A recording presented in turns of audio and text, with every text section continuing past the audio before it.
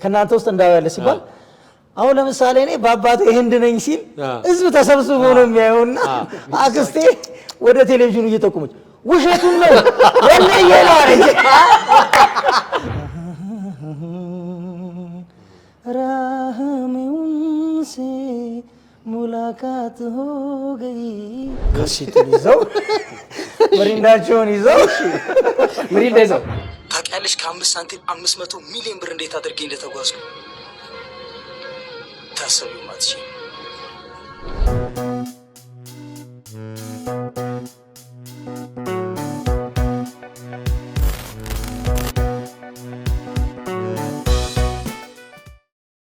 ሰላም ጤና ይስጥልኝ ተመልካቾቻችን እንግዲህ ያለንበት ቦታ ዮርጃሜ ይባላል ሌላ መልክ የሚል ቶክ ሾው አለን እዛ ላይ ነው ቆይታ የምናደርገው ለ1 ሰዓት ለ2 ሰዓት ለ24 ሰዓት ሊሆን ይችላል አብረውን እንግዲህ ሶስት እኔ ሶስተኛ ነኝ ሁለት እንግዶች አሉ ፍቅረ ማርያም ሄኖክ መውደድ ፍቅረ ማርያም ሰለሞን ይሄ ፕሮግራማችን መጠሪያ ምንድነው ሌላ መልክ በነገራችን ላይ እንግዲህ ስንቴ እንዳለው አዲስ ፕሮግራም ይዘን መተናል እኔ ፍቅረ ማርያም እና ስንታየው መኮንን በመሆን ሌላ መልክ የሚል ፕሮግራም አለን የታዋቂ ሰዎች ግለሰቦችን ታሪክ ሌላ መልክ የሚያስቀኘንን ነገር አብረን እናያለን ማለት ነው ዛሬ እንግዲህ ወደ ፕሮግራማችን ስንገባ ደግሞ በተለይ የምናወራው ስለ ህንድ ነው ስለ ህንድ ፊልምና ተያያዥ ታሪክ ያለው አንድ እንግዳ አለን ከዛ በፊት ግን ስለ ህንድ ምን አሰባላችሁ እስቲ ስለ ህንድ ሲባል ምን ማይንዳችሁ ውስጥ ይመጣል ስለ ኢንዲያ ስትነሳ ዓለም ላይ ብዙ ነገሮች አሉ አይደል አንዱ ነገር ታነሳለህ አንዱ በየሀገሩ የተለየ ባህል አለ የተለየ አኗኗር ዘይቤ አለ የተለየ አመጋገብ አለ እኛ ደግሞ ሁሉ ጊዜ በየሳምንቱ ስንገናኝ አንዳንድ ነገር ጣል ያደርግን እንሄዳለን ዛሬ ህንድ ላይ እንደ ቅመም እንደ ስፓይስ ነገር ስፓይስ በትን ውስጥ ያሳሙ ስፓይስ ብፌ ላይ ነው በተንከው አንድ ምግብ ላይ ነው አይ ፕሮግራሙ ላይ ትልቅ ዜን የሚያክል ፕሮግራም ላይ እንዲች ብትን ታረጋለህ እንዲ ብለን ቅመም አጠቃቀማቸው ራሱ ህንድ ራሱ ተለያለ ህንድ ራሱ በቅመም ታወቃለች ቅመም እኮ ይታወቃሉ አይደል ታዲያ አይዲያ ማለት ያር እኛ ሳንተውቁ እንዴ ማለት እኛም በልጣለን እንደውም የኛ እንደውም ሞር አይ እነሱማ በጣም በቅመም በስትሪት ፉዳቸው ይታወቃሉ በጣም አይ ምግባቸው ላይ ቅመሙን ቴስት አደረጋለ በደረጃ እሱ ነው ቅመም የሚሉት በማቃጠለም በመናምን ደረጃ ወደዚህ ከመጣ የኛ አንገበገበ የኛን የሚያክል ነበር ግን እንደሱ አይነት ሀሳቦች አሉ ግን በዚህ እናቃቸዋለን ከሱ ውጪ ፊት ለፊት ላይ አንዳንዴ ውበት አይመጣብም ህንድ ከሂውማን ኤር ጋር ገናኝተው አንደኛ ህንድ ሲባል ውበት ይመጣባል ግን እንደዚህ በቁንጅና ውድድር ብዙ ጊዜ ህንድ አሸንፋለች እንዴ አይ ዶንት ቲንክ አይመስለኝም ዝም ብለን ውበት ስለማት እኮ ተጨኖ ያደረጉብን ባከ ምጣም እንትኖቼ ፊልም ላይ በጣም ስላደረጉብን ተመርጠው ስለመጡ ነው እንጂ ውበት እንደ ኢትዮጵያኖች ውበት እኛን የሚያክል የለም ኧረ በነገራችን ይነግሯል እነሱ ህንዶች ራሱ ይነግሯል ራሳቸው ናይስ ከሱ ውጪ ምን ስለ ውበት ላይ በጣም ፎከስ ከማድረጋቸው የተነሳ አንዳንዴ የዝሆን ቁንጅና ውድድር አላቸው እና ይሄ በጣም ነው የሚገርመኝ እና በጣም ታስቦበት የሚዘጋጅ ትልቅ ኢቨንት ነው ፕሮግራሙ ሜካፕ ተደርጎ ዝሆኖቹ እነዚህ ቀለም ያደርጉ የለም እነሱ ማሰርጋቸው ላይ እንደሱ ሜካፕ ተደርገው ውድድር ይካሄዳል ትልቅ ፕሮግራም ነው ያሸነፈው ዝሆን ማለት ምን ይደረግልህ ራስን አሁን እነሱ ናቸው ባለቤቱ ነው ማለት ነው አስውቦት የሚሄደው የኔ ዝሆን ምናምን ዝሆን ይሄ አንደኛ በምን ይሆን የሚለካው በምን ይሆን ልክ እንደ መኪና ምናምን አይ በምን ይሆን አሁን ዝሆን ራሳቸው መናገር ቢችሉ ሴቷ አሁን ወንዱ ተመርጦ ይሄውን ውብ ነው ልትል ትችላለች ዝሆን በነገር ላይ እንደዚህ ላይ ናገር ይችላል እንጂ አዎ በጣም የማሰብ እንትናቸው ቀላል አይደለም አዎ ዝሆኖች ያለቅሳል ይባላል እኮ አዎ ይቀብራል ይባላል ዝሆን ምን ይወጣል ብሎ ያለቅሳል ወደ ታሰባል አይደል ያለቅሳል ያዝናል ምናምን እንደገና ቄመኞች ናቸው ባይዘው ዝሆን የዛሬ 20 ዓመት አንተ የሆነ ነገር ካደረከው አይረሳም ወይ ያገናኛችሁ እንደውም ስትያል ቢሆን ነገር ያልከለ የዝሆን በጣም ይለየው ጫካ ውስጥ ምናምን አለ አንተን ሊያጠቃ ከፈለገ ጫካውን እያጸዳው ነው የሚመጣው ግንዲ ጥላል ምን አይነት ሜዳ ላይ ነው የምትገናኘው እንጂ ተደብቀህ ምናምን ወከበትና አጽድቶት ሜዳው ላይ ትገናኛለህ ወዴት ትገባለህ እንደው ለእንስሳት ይስራ አላውቅም እንጂ ቅድም ፍቅር እያለ ነበር። ሩካቤ ስጋ እንኳን ይባላል እንስሳ ዩኒክ ነው የሚሆነው። ዩኒክ ነው ይባላል።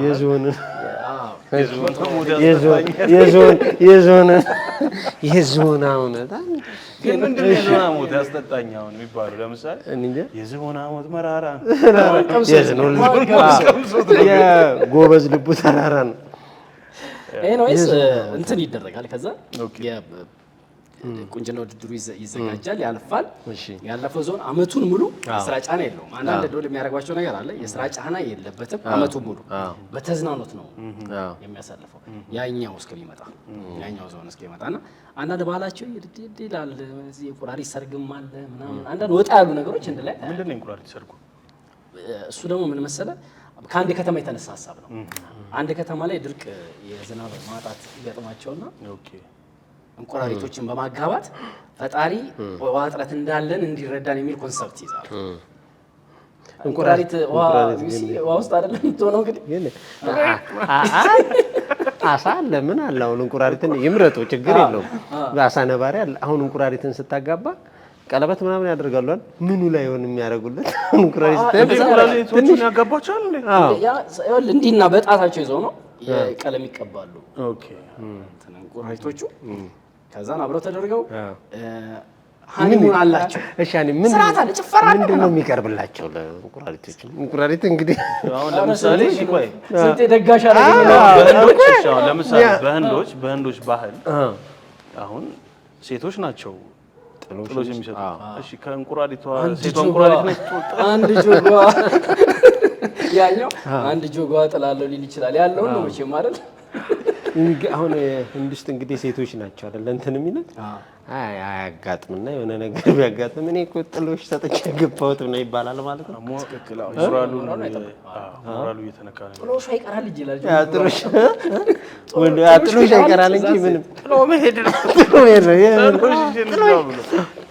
ኤኒዌይስ እና ሃኒሙን ብለው ደግሞ ወደ ጫካ ይለቋቸዋል። ኦልሬዲ ጫካ ውስጥ እየተዝናኑ ነው የሚል ኮንሰፕት አለ። ከዛ አላማው ግን ዝናብ አዝንቦ መሬቱን ማራስ ነው ማርጠብ ነው።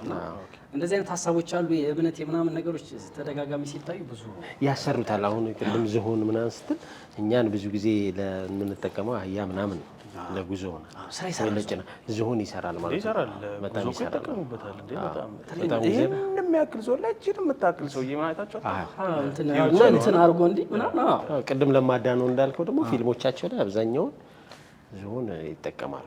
ኤኒዌይስ እንግዳችን ከዚህ ከህንድ ጋር የተገናኘ ነገር ያለው በጣም ጥምር ሙያ ባለቤት ነው። ወደሱ እንሄዳለን። እንግዲህ ውድ የኢሳግ ዩቲዩብ ቻናል ቤተሰቦች፣ የሌላ መልክ ፕሮግራም ቤተሰቦች ካፍታ ቆይታ እንመለሳለን። እንኳን ደህና መጣህ አይደል? እንኳን ደህና ቆያችሁኝ። ረጅም ጊዜ ካየን በጣም ደስ ብሎናል። ሌላ መልክ ፕሮግራማችን ላይ እኛን አክብረህ በመገኘት በጣም ነው የምናመሰግነው። አንዳንድ እንግዳዎችን ስናደርግ የሚገርም በእንትን አይደለም ወይ የሆነ ቦታ ስላየነህ ምናምን አይደለም። አንዳንድ የሆነ ቲቪ ላይ አየነውና ቀብ አድርጎ እንደማምጣት አይደለም። ያ ባለፈውን ከጠቅላይ ሚኒስትሩ ጋር የነበረን ነገር አናቀብሽ። ለምን እንደዚህ እንዳለ ታውቃለህ? ይገርምህ እኛ ቀድመን እንደዚህ የገስት ሊስት ስናወጣ ያንተ ስም ነበር እውነት ለመናገር። ከዛን ወዲያው ህንዱ ጠቅላይ ሚኒስትር መጥተው የሆነ ነገር ሲዘብ ወዲያው ነው የተላላክ ነው። አረ አንተው ግን ተሰምቷል እንደዛ? አዎ አይደል? ወይ አሁን ደግሞ እነሱ አልተሰማም እንደዛ አይደል? እናንተ እንደምትወሩኝ በጣም ሰምቶኝ ነበር።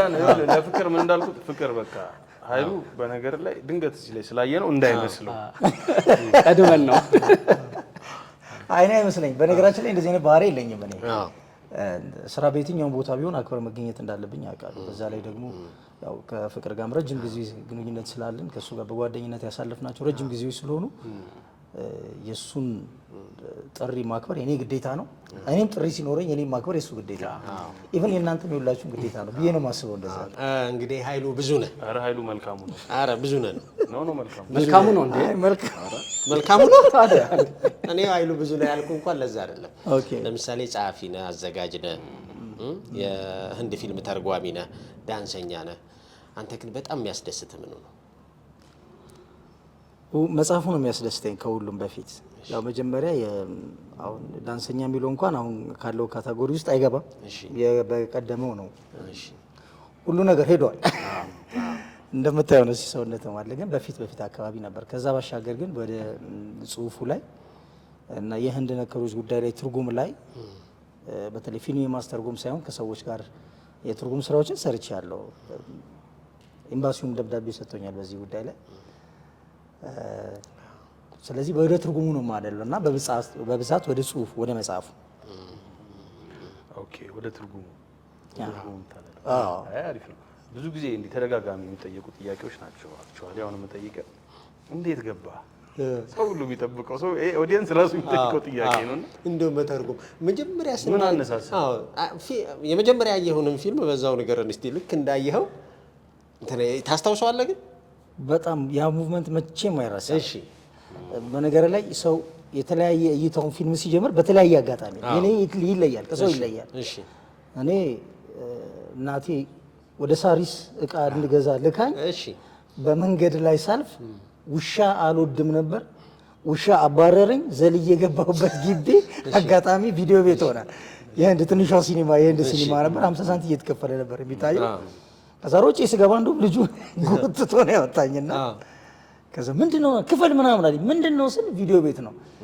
ከዛ ቪዲዮ ቤት የሚባል ነገር በልጆች ሰማ ነበርና ያኔ የተላኩትን ትቼ እዛ ገባው። እሺ ስገባ ለመጀመሪያ ጊዜ አጃይ ዴቪጋን የሚባል አክተር፣ እሺ ቪጄ ፓት የሚባል ፊልም፣ እሺ ቋንቋው ግን በጣም ገራሚያቸው ሰምቼው ማላውቀው የመጀመሪያ ጊዜ ስለሆነ ግራ የሚያጋባ አይነት ስሜት ነበረው። እዛ ፊልም ላይ አንድ ዘፈን ልቤን ተቻረገ። राहों में उनसे मुलाकात हो गई जिसे डरती थी वही बात हो गई।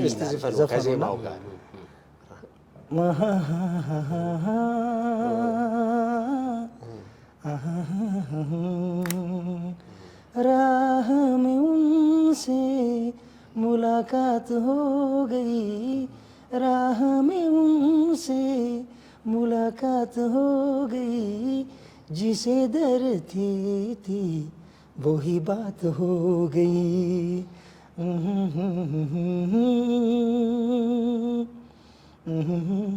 እያለ ይቀጥላልና የምር ልብ ውስጥ የሚቀር ዜማ ነው። የወንዱ ነው ልል ነበር እኔ። ወንዱ ነው ሴቷ ናት? ሁለቱም ናቸው እየተቀባበሉ ነው የሚዘፍኑት። ግን የዛኑ ቀን አይደለም የለመድኩ አይደለም። ምናልባት እንግዲህ ተፈጥሮዬ ነው መሰለኝ አላውቅም። ያንን ዘፈን ግን ይዤው ወጥቻለሁ። ቢያንስ ጉርጉሮን ቃላቶችን በተሸራረፈ መንገድ ቢይዛቸውም ለምሳሌ በትክክል አሁን እንደምችለው ራሃሜ ሙሴ የሚለውን በአማርኛ ምናምን ነገር ስብርብር አድርጌ ወይም ቋንቋቸው ሰባብሬ ይዤዋለሁ። የመጀመሪያ ቀን ግን የያዝኩት የህንድ ዘፈን ይህንን ቃል ነው። ራሃሜ ሙሴ ሙላካት ወገ የሚለው ለራሴ የሚገርም ትርጉም ነው። ራሃሜ ሙሴ ሙላካት ወገ ጂሴ ደርቲቲ ወሂ ባት ወገ ማለት በግንኙነታችን መካከል ላይ የፈራሁት ነገር ፍቅር ሆኖ እኔ ላይ ደረሰብኝ ማለት ነው። የፈራሁት ፍቅር በእኔ ላይ ደረሰ። ወደ ፍቅር ፈላሰፋ አይመስለኝም ህንዶች እንትን ዝም ብለው እውነቴን ነው የምልህ። ይሄ አሁን ስትተረጉመው የራሱ ቅኔ ነው እኮ ደስ ይላል። በነገር ላይ የኢትዮጵያ ትልቁ ምርጡ ቋንቋ እሺ ገላጭ የምንለው ቋንቋ አማርኛ አይደለም፣ ግዕዝ ነው። እሺ ግዕዝ ገላጭ ቋንቋ ነው። ለምሳሌ ሌሎች ደግሞ እንትን የሚከራከሩ ነው ያንተ እይታ ሆኖ ነው። ምክንያቱም ልንገር በግዕዝ ቋንቋ አንተ ነው፣ አንቺ ለብቻው ነው፣ እናንተ ለብቻው ነው፣ እነሱ ለብቻው ነው፣ እነዚያ ለብቻው ነው። እሺ ተረዳኸኝ? ገላጭ ቋንቋ ነው ማለት አሁን ብዙ ጊዜ የቤተ ክህነት ሰዎች ቀኔ ሲደረድሩ አይተው ከሆነ በአንድ ቀኔ 4-5 ነው የሚመጡት። የህንድ ቋንቋም ልክ እንደዛ ነው። ላይክ አረብኛም እንደዛ ነው። ኡርዱ የሚባለው ቋንቋ ከአማርኛም ይዋረሳል፣ ከአረብኛ ጋርም ይዋረሳል፣ ከህንድ ጋር የሚገናኙ ነገሮች አሉት። ራሳቸው ቋንቋውን ችለው የፈጠሩት አሉና ለዛ ነው ግዕዝ ገላጭ ቃል ነው ማለት። ልክ እንደዛ ሁሉ የህንድኛ ቋንቋም በጣም ገላጭ ነው። ጌታዊ ቅኔ ለመቀኘት ህንድኛ ቋንቋ በጣም ምርጥ ቋንቋ ነው። ከአማርኛ የተሻለ ይገልጻል ማለት ነው። ለዚህ ነው አሁን ይሄንን በአማርኛ አስተረጉምልህ የተቸገርኩት። ለዚህ ነው በህንድኛ ሲሆን ፊሊንግ አለው። አሁን እኮ ተረጎምከው ፊል አረገ አይደለም፣ ስሜት አይሰጥም። ብዙ ጊዜ ከህንድ ወደ አማርኛ ብዙ ጊዜ አንተ ስትናገር ተገኘ ነው አይደል? ዋናው ሐሳቡ እኔ የፈራሁት ነገር ለካ ፍቅር ሆኖ ተገኘ። የፈራሁት ፍቅር በእኔ ላይ ደረሰብኝ፣ በቃ ማፍቀሬ እርግጥ ሆነ የሚል ስሜት ነው ያለው። ስትተረጉም አንዳንዴ ቀጥታ ላይቭ ነው የምትተረጉመው። እኛ ማይተን ነበር። የማታውቃቸውን ቃላቶች በራስህ ፈጥረህ ነው የምታልፈው ወይንስ መጀመሪያ አልፈሰሰብህም? መቼስ ግጥሙ ወይ ደግሞ ትርጉሙ ፈሶብህ አይደለም ስትተረጉም የነበረው የሆነ እንትን የሸወድካቸው ጊዜዎች የሉ ተመልካችን? አዎ ስንቴ ምን አለ መሰለ ቋንቋ እውቀት አይደለም ክህሎት ነው።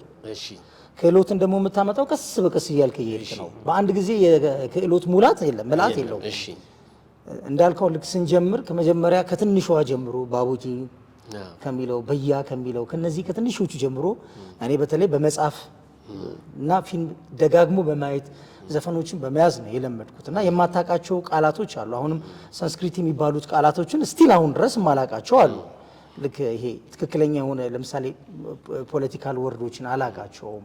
መግባቢያዎቹ ፊልም ላይ ይነገሩ የነበሩትን ቃል ነው የማውቃቸው። አሁን ትንሽ ሙላቱ እየመጣ ሲመጣ እነዛን ቋንቋዎች የመልመድ አጋጣሚው ከሰዎች ጋር የመገናኘት ፈጠረ እንጂ ሙሉን አታውቅም። ግን ፊልሙን ስተረጉም በፊልሙ ሴንስ ስለምትሄድ ቃሉን ባታውቀውም ቃሉን ይተካልኛል የምትለውን ወርድ ግን ተጠቅመህ ታልፋለህ። ሌላው ደግሞ ፊልሙን ደግመህ መጀመሪያ ታየው ነበር? ኖ በትርጉም በፍጹም ተው እንጂ። እኔ ደግሞ ያላየውን ፊልም ነው ቀጥታ የምተረጉመው። እንደውም በጣም የሚያስደስተኝ ያላየሁትን ፊልም መተርጎም ነው። ያየሁትን ፊልም መተርጎም ትንሽ ግራ ያጋባል።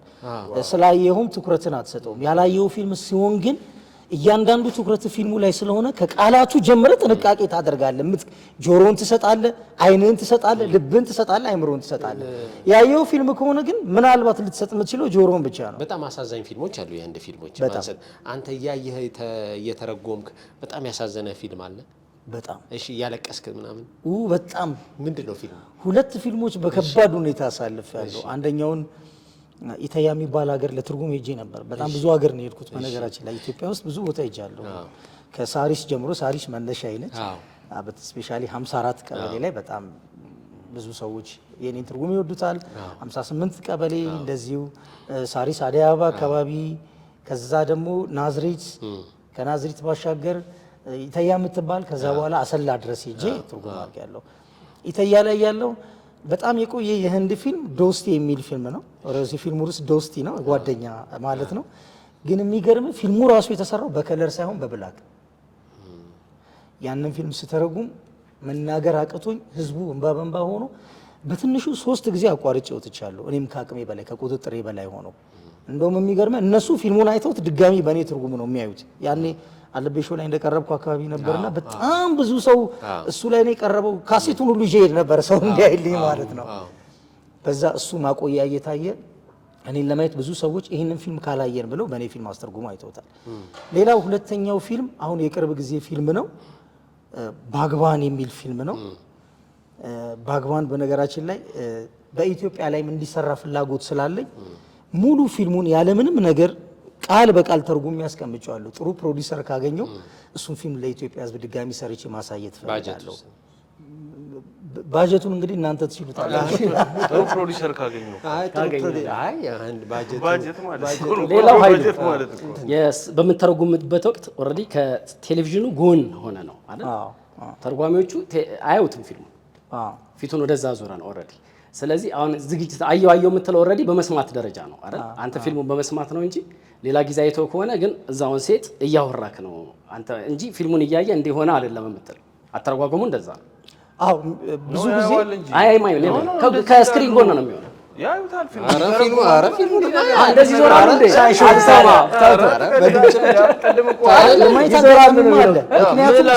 አይደለም እኮ አለ ቋንቋ ክህሎት ስለሆነ የልጅ እኮ የሚያየው ነገር ያግዘዋል። ወይ ሰውዬ ሊመታ ይሆን እንዴ ብላይ አይ እንዲያ እንዳላረገ ትላለህ ማለት ነው። ዛሴ ሳታይማ እንዴት ነው? አይደለም ምን አለ መሰለህ እኛን ነው የምታየን አይደል? እንደዚህ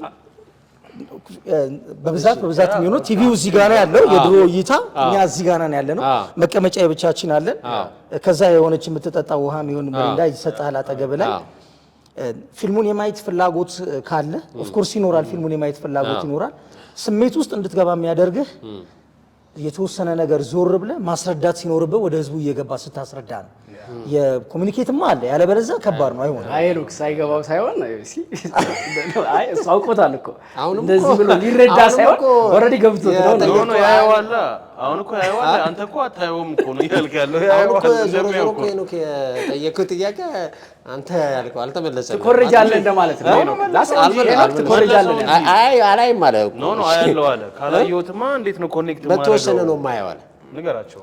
ሄኖክ ኮረጃለ እንዴ ሙሉንም ይታያል እንዴ በትክክል ሙሉንም ንገራቸው። አትቸኩል እንዴ በጣም እየቸኩልክ ነው ዛሬ። እንደ አውራጃ ቦክሰኛ ጥድፍ ጥድፍ ከዚህ ሀሳብ ሳንወጣ ቦክሰኛ እንደ አውራጃ ቦክሰኛ የተቆ ሪንግ ውስጥ ገባ ወዲያው ነው የሚወጣው። ወዲያው ተሸንፈው ዙርም አይሄዱም ማለት ነው። የአውራጃ ቦክሰኛ አውራጃ የሚባል ታውቃለህ? በጣም ከቆየ ቋንቋ ነው። አዎ እንዴት አወቅ? ያው እንዴት አላውቅም። ክፍለ ሀገር ማለት ነው። አበሻ ስለሆንክ ነው። ኦፍ ኮርስ አበሻ ነኝ። ገጠር ከተማ ነገር አይደለም ማለት ክፍለ ሀገር አውራጃ ነች። የገጠር ከተማ አውራጃ የሚባለው እንደዛ ነገር ነው ነው እንዴ? አውራጃ እንጃ። ኤኒዌይስ ከአውራጃ እንውጣና ሀያል ካቆምንበት መሪያ። እሺ የምታውቁ ካላችሁ አስረዱን። ያው ለዛ ቀረብ የምትሉ ሰዎች እኮ ለዛ ብዬ እኮ ንካው ከፈለክ ንካውና ጠይቀው።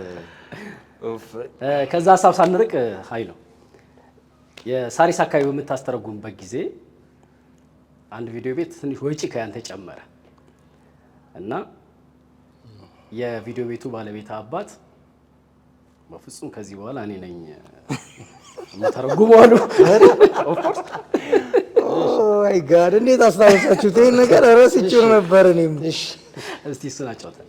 ያ በአንድ ፊልም አጋጣሚ እንደዚህ ቪዲዮ ቤት ያኔ ይከፈለን የነበረው 15 ብር ነው ለአንድ ትርጉም 15 ብር።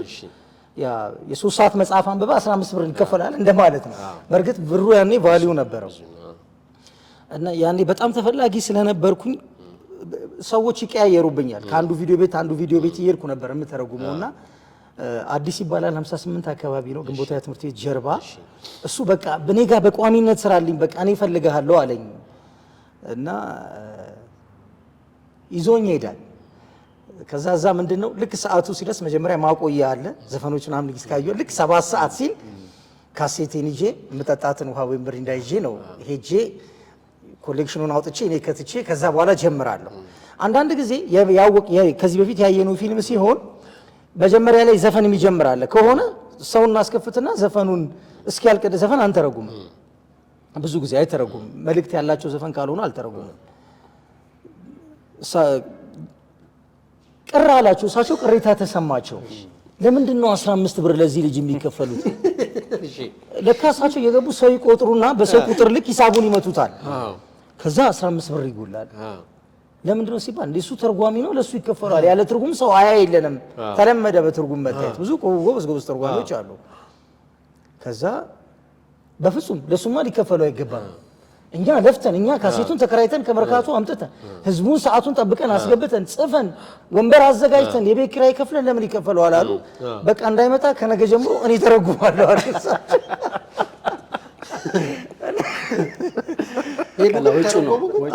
ተረጉሙ ወጪው ከፍተኛ በጣም ከበደው ለኔ ለመንገር። ምክንያቱም ከሌሎቹ ቀምቶ ነው ያመጣኝ። እሺ ቅር ላለ ማለት ከበደውና በቃ ኃይሉ በቃ ነገና ሲል ኧረ እኔ ችግር የለም እኔ የሚፈልገኝ ሰው ስለሆነ ብዙ ሰው ስለነበር ብዙ ቪዲዮ ቤት ሌላ ጋር ሄጄ እኔ በነገታ ተረጎምኩኝ።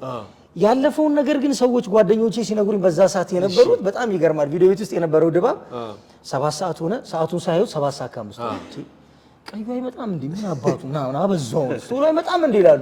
ፊልሙን ለማየት ቸኩለው ነው ሰዎች። ከዛ እሳቸው ልክ እንደኔ ካሴቱን ይዘው ምሪንዳቸውን ይዘው ምሪንዳ ይዘው ልክ እንደኔ ማለት ነው ቪኤችኤስዋን ይዘው ሲሄድ በቃ ሰው ምንድነው ኤክስፔክት የሚያደርገው? በቃ መጀመሪያ ላይ ዘፈን አለ፣ ዘፈኑ ሲያልቅ ቀዩ ይመጣል ወይ ኃይሉ ይመጣል ብለው ነው ያስቡት። ቀጥ አሉ፣ ሄዱ፣ ከተቷት ቁጭ አሉ። ልክ እኔ እንደማደርገው ምሪንዳውን በዛ የሚገባ መስሏል። ከዛ ልክ ቁጭ ብሎ ልክ ጽሁፉ ሲጀምር ከዚህ በኋላ ቀይ መኪና ትመጣለች አሉ ገና። ከዛ የተሰበሰበው ህዝብ ብሎ በረዳ። ትራጀዲውን ፊልም ኮሜዲ ያደረጉት እሳቸው። ቀጥሎ እሱ በእርግጫ ይመታዋል፣ በጥፊት ይመታዋለች። በቃ ሙሉ እንደዚህ ተረጎሙት። ከዛ ልጆቹ ወጡና ለቪዲዮ ቤቱ ባለቤት ቀዮ ከዚህ በኋላ እንዲመጣ አንፈልግም እዛቸው የተረጎሙዋል። ስማ ግን ኃይሌ አሁን ብዙ ጊዜ የቪዲዮ ቤት እንትን ላይ ላይፍ ላይ የሚገኙ ሰዎች የተለያዩ በጣም አመል ያላቸውም ሰዎች ይመጣሉና አንዳንዴ ኮንሰንትሬት አድርገህ ለመተርጎም ትንሽ የሚያስቸግርበት ሁኔታ አለ እና እንዲህ አይነቶቹ ነገሮች እንዴት ነው የምታስታምመው? ገና ስትገባ የምትወስደው አክሽን አለ? ለምሳሌ ገብቷል ግን ጥያቄ ከባድ ነው። የብዙሃን ሰዎች ስሜት የተለያየ ነው። ለመጀመሪያ ጊዜ 10 ላይ እጅ ሲተረጉም አንድ ልጅ በሆነ ባልሆነው ዝም ብሎ ይስቃል። እኔም ፊልሙ አጋጣሚ ትራጀዲ ፊልም ነውና ልክ የሆነ ነገር ስናገር ሳቁ ራሱ የተለየ ነው። ውሸቱን ነው እንዴ የሚል አይነት እንደዚህ አይነት ስሜት ራሴን ሁሉ ተጣጣ እንዴ አላውቀውም እንዴ ከኔ በለጠ የሚያውቃለ እንዴ ምን አይነት ስሜት ከኔ በለጠ የሚያውቃለ እንዴ ተሳሳትኩ እንዴ በቃ ከዛ ፊልሙን ራሱ መተርጎም በጣም ከባድ ሆነብኝ። ከዛ ግማሽ ላይ ልክ ዘፈን ሲሆን ወጣው። ከዛ ወጥቼ ልጁ ገባውና ምን ያልተመቸ ነገር እንዴ ፊልሙ ትራጀዲ ነው፣ ልጁ ዝም ብሎ ይስቃል፣ ልጁ የሚያከሆነ እሱ ይተርጉም፣ ከኔ የተሻለ እውቀት ካለው እሱ ይተርጉም፣ በጣም ረብሾኛል ስል ነው አይደለም ልጁ ትንሽ ስለሚያም ሆነዋል እና ኦኬ እንደዛ ነው ብዬ ገብቼ አስተካክያለሁ። እውነት ለመናገር ስተረጉም ግን ወሬ አልወድም። ስፔሻሊ እንደዚህ ሲሪየስ የሆኑ ፊልሞች በነገር ላይ እኔ በጣም የምወደው የቤተሰብ ድራማ ፊልም ነው። ከህንድ ፊልም ላይ አክሽን ብዙም አድናቂ አይደለሁም። የቤተሰብ ድራማ ፊልም፣ የፍቅር ፊልም እና ትራጀዲ የሆነ ፊልም፣ አሳዛኝ ፊልሞችን እጅግ በጣም ሲበዛ እወዳለሁ። እነሱን ፊልም ሳይ ግን ትንሽ ድምፅ እንኳን እንድሰማ አልፈልግም። ኮሜዲ ፊልም ከሆነ ግን አብሬ ከሰዎች ጋር እየሳኩ ነው ማለት ነው። እንደው አሁን ኃይሉ ከህንድ ፊልም ካያቸው በጣም ምርጥ 5 ጥራ ብትባል ምን ትጠራለህ? ከባድ ነው። ከዚህ ሁሉ ፊልም 5 መጥራት ከባድ ነው። አንደኛው ዶስት ነው። አይ ዶስት በማስለቀስ ደረጃ ታሪኩ ያስለቅሳል እንጂ ውስጤን አይስበኝም። ውስጤን አይስበኝም። ግን ቅድም ተርጉሜ መስራት ፈልጋለሁ ስላለ ነው። ዶስትን አይደለም ባግባንን ነው ተርጉሜ መስራት። ዶስት ጓደኛ ማለት ነው። yes እሺ እዚህ ለምን ነው አይደለ? ማኔ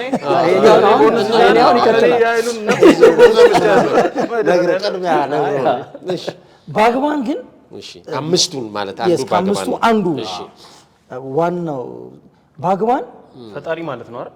አይደለም ባግባን ሲሆን ፈጣሪ ማለት ባግባን ሲሆን ደግሞ አትክልተኛ ይሆናል ወይም ገበሬ ባግዋን ሲሆን ይሆናል። ባግዋን ሲሆን ደግሞ ፈጣሪ አዎ አትሊስት እኔ ቅርብ ነኝ። አየህ እሺ ደርሶበታል። እሺ ብዙ ሰዎችም ባግባን የሚለውን ባግባን እያሉ ሲተረጉሙት እኔም ሰምቻለሁ። ግን ባግባን ማለት ለአምልኮታቸው ለፈጣሪ የሚጠቀሙት ነው። ባግባን ሲሆን ግን አትክልተኛ ወይንም የቤተሰብ ዋናው እንደማለት ነው። ታሪኩ የሚያተኩረው በቤተሰብ ላይ ነው። አንድ አባት ለቤተሰቡ የሚከፍለው መስዋዕትነት ከዛ በኋላ ለልጆቹ ብዙ መስዋዕትነትን ከከፈለ በኋላ ልጆቹ ግን ጡረታ በወጣበት ሰዓት ላይ በሉ እናታችሁና እኔን ከዚህ በኋላ ይበቃናል፣ አንድ ላይ መኖር እንፈልግ፣ ማን ጋር እንኑር ሲባል እነዛ 4 ልጆች ማን ነው አክተር?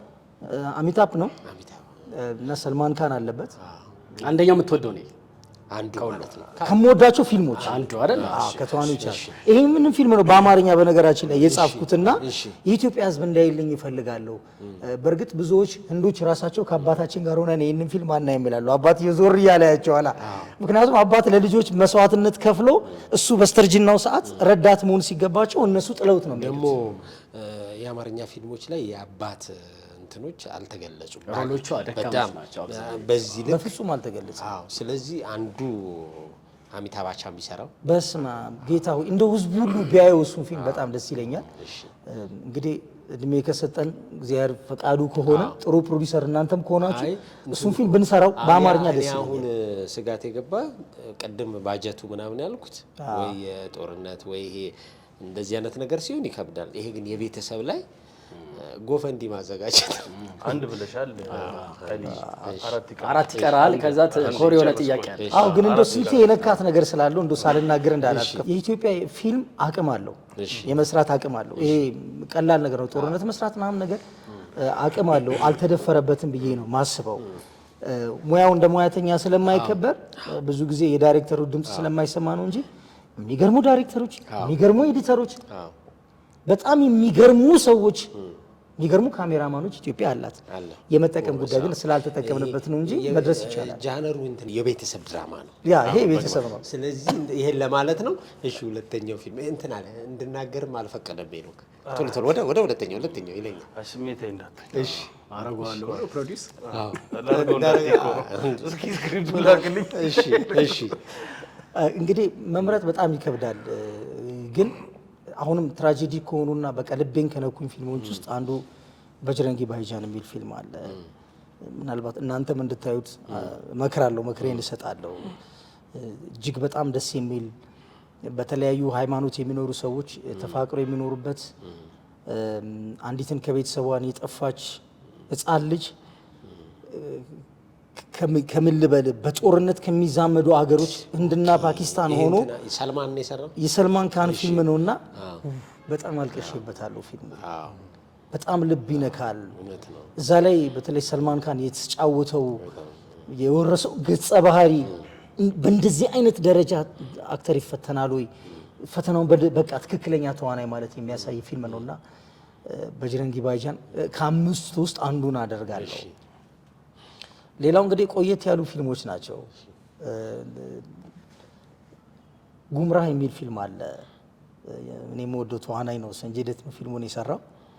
ስሪዲቪ የምትባለው ተዋናይ ያለች አሁን በህይወት የለችም። እሷ ዓለም አቀፍ አድናቂዎቿ ሁሉ የምስጋና ደብዳቤ የምስጋና መልእክት ሁሉ ብዙ ሰዎች ልከውላታል። ፊልሙ በእርግጥ ከአሜሪካን ፊልም ላይ የተቀዳ ቢሆንም አባቷን ፍለጋ ወደ ቻይና ሀገር ሄዳ ባመነችው ሰው ተከዳ ቦርሷ ውስጥ አሽሽ ተደርጎባት ቻይና ውስጥ ተይዛ ነው።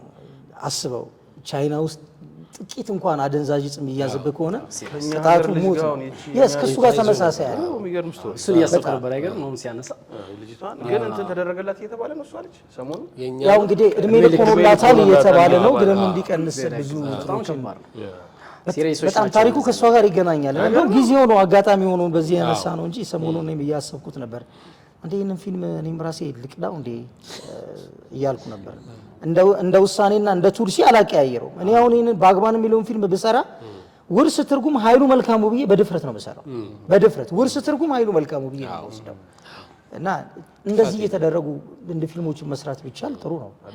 አዎ ዝም ብሎ ግን ሲቀየሩ አሉ ብዙ ፊልሞች አሉ በአማርኛ ፊልሞች የህንድ ፊልሞችን ያየናቸው ጊዜው ባይፈቅድም ባናነሳቸው ርዕሳችን ባይሆንም ግን ይሄ ፊልም ግን በቃ አባቷን ለማግኘት ቻይና ትሄዳለች። ቻይና ሀገር ስትሄድ የምትወደው ያመነችው ሰው በእሷ ላይ አደንዛዥ ይከትባታል። ከዛ በኋላ ሞት ተፈርዶባት እሷን ከሞት ለማስመለጥ የሚደረግ የፍቅር መስዋዕትነት ነው። ከባድ መስዋዕትነት ይከፈላልና እሱ ፊልም ዘላለም ከውስጤ አይወጣም። 3 የቅርብ ጊዜ ነው አሁን ፊልም የቆየ 93 ላይ ነው 93 ዓመተ ምህረት ፊልም ላይ ነው። ብዙም ጊዜ የቅርብ ፊልሞች ላይ እኔ የዘጠናዎቹ ተመልካች ስለሆንኩኝ የዘጠና አፍቃሪ ስለሆንኩኝ በብዛት የዘጠና ነው። በእርግጥ በጅረንጊ ባይጃን የቅርብ ጊዜ ነው።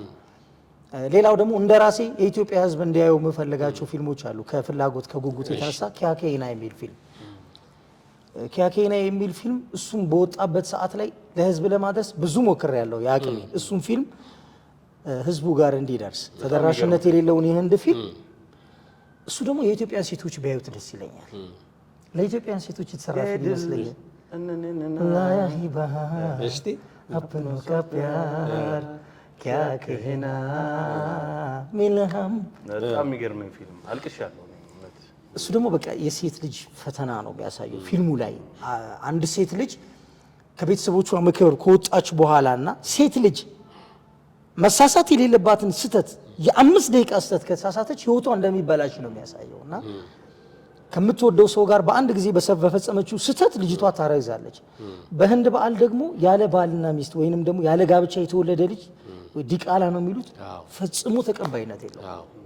ስለዚህ ያችን የምትወደድ የቤተሰብ አንድ ሴት ልጅ ያላቸው ልጆች በቤተሰብ መካከል ላይ የፈጠረችው ችግር መከራ በእሷ ምክንያት የሚመጣባቸው መከራ እሷን እንድትለይ አድርገው በቃ በመከራ ህይወት ውስጥ እንድታሳልፍ በጣም የሚገርም ፊልም ነውና ኪያኬና ለኔ በጣም ከቆንጆች ፊልሞች ውስጥ አንዱ። በጣም ብዙዎች አሉ። የትኛውን ጠቅሼ የትኛውን እንደመጨረስ አላቅም። እንደው ዝም ብዬ ርዕሱን ልንገርህ ካልከኝ ግን ለምሳሌ ሱሪያ ቨንሽ የሚለው የአሚታብ ፊልም እሱም ፊልም እጅግ በጣም የሚያስለቅስ ፊልም ነው። ኃይሌ ህንዳዊ ነህ እንዴ? ይኸውልህ ምናልባት 15 16 ዓመት ኖ አይ ቲንክ ወደ 20 ዓመት ይጠጋዋል። አለብሽ ላይ በቀረብኩበት ሰዓት ላይ ነፍሱን ይማረውና ሙልዬ ፋንታው ነበር ይሄንን ነገር ያመቻቸልን። ጎበና ያዴሳ ይባላል ከኛ ጋር ስሪቲ ዳንስ ግሩፕ በመሰረትበት ሰዓት እኔ ጎበና ያዴሳና አካሉ ጌታቸው ነበር። በብዛት እኔና አኬ ነበር የምንመራው ብዙውን ጊዜ። አካሉ ማለት ሮቦት ነው። ያ ሮቦት እንደ ሮቦት የሚደንሰው ምናምን ነገር ሰዓሊ ነው። እሺ ሰዓሊ ነው። በጣም የሚገርም ልጅ ነው በነገራችን ላይ። እስቲ አሁንም በስዕል ደረጃ ላይ ይስላል። በመስታወት እያየ የራሱን ፎቶ ስሎ በጣም የተደነቁበት ነው። እንግዲህ ዛሬ 20 ምናምን ዓመት አካባቢ ነው ከሱ ጋር እየሰራን የህንድ ለየት ያለ ነገር ስለምንቀኛ የህንድ ዳንስ ስለምንደንስ ኤግዚቢሽን ላይ ስናቀርብ ብርሃኔ ንጉሴ በጣም ይወደን ነበር። ከሰይፉ ጋር ያኔ አንድ ላይ በሚሰሩበት ጊዜ ኤግዚቢሽን ላይ እዛ ስናቀርብ አየንና የህንድ ዳንስ አቀረብን። ከዛ የህንድ ዳንስ ለየት ያለ ነው ለምን አናቀርብም የሚል ሀሳብ መጣና ጎበና ያዴሳ ማንን ሄዶ ያናግረዋል? ሙሉዬ ፋንታውን ሄዶ ያናግረዋል። ሙሉዬ ፋንታውን ደግሞ ያኔ የአለቤ ሾው አስተባባሪ ነበር፣ ፕሮግራም አስተባባሪ ነበር። በዛ ምክንያት አገኘንና ለምን ኮሜዲ ነገር አታርጉትም? በጣም እንዲያስቅ እንደዚህ ለምን አታርጉም? ብለን ተመካክረን ገባን። ከዛ ጥያቄው ላይ አለባቸው ነፍሱን ይማረው በጣም መልካም ሰው ነው። ጥያቄ ያቀረበልኝና ከናንተ ውስጥ ህንዳዊ ያለ የሚል ጥያቄ ያቀረበ። አይ የለም ለምሳሌ እኔ በአባቴ ህንድ ነኝ ያልኩት። ከዛ የዚህ ታሪክ ተገልብጦ ነው የመጣው። ልክ የዳግማዊ ትንሣኤ ዕለት ነበር ፕሮግራሙ የተላለፈው አስታውሳለሁ። ሁሉም ከቤተሰብ ተጠራራ። ኃይሉ መልካሙ ሊታይ ነው፣ ምክንያቱም ማስታወቂያ ይለቀቅ ነበር። ያኔ ኢቲቪ ብቻ ነው እኛ አስታውሳለሁ። ልክ ምናምን ሲባል ጎረቤቶች የዘመዶች እንዳለ ተሰብስበው ፊልም ያዩልሃል። ከዛ እዚህ አሜሪካን ግቢ አካባቢ ያለች አንድ ዘመድ አለችኝና ጎረቤት ሁሉ ተሰብስበው ቲቪ እያየ ይሄ ጥያቄ ተጠየቀ። በአባት ከናንተ ውስጥ እንዳው ያለ ሲባል አሁን ለምሳሌ እኔ በአባቴ ህንድ ነኝ ሲል ህዝብ ተሰብስቦ ነው የሚያየውና አክስቴ ወደ ቴሌቪዥኑ እየጠቆመች ውሸቱን ነው ወላሂ ይላል።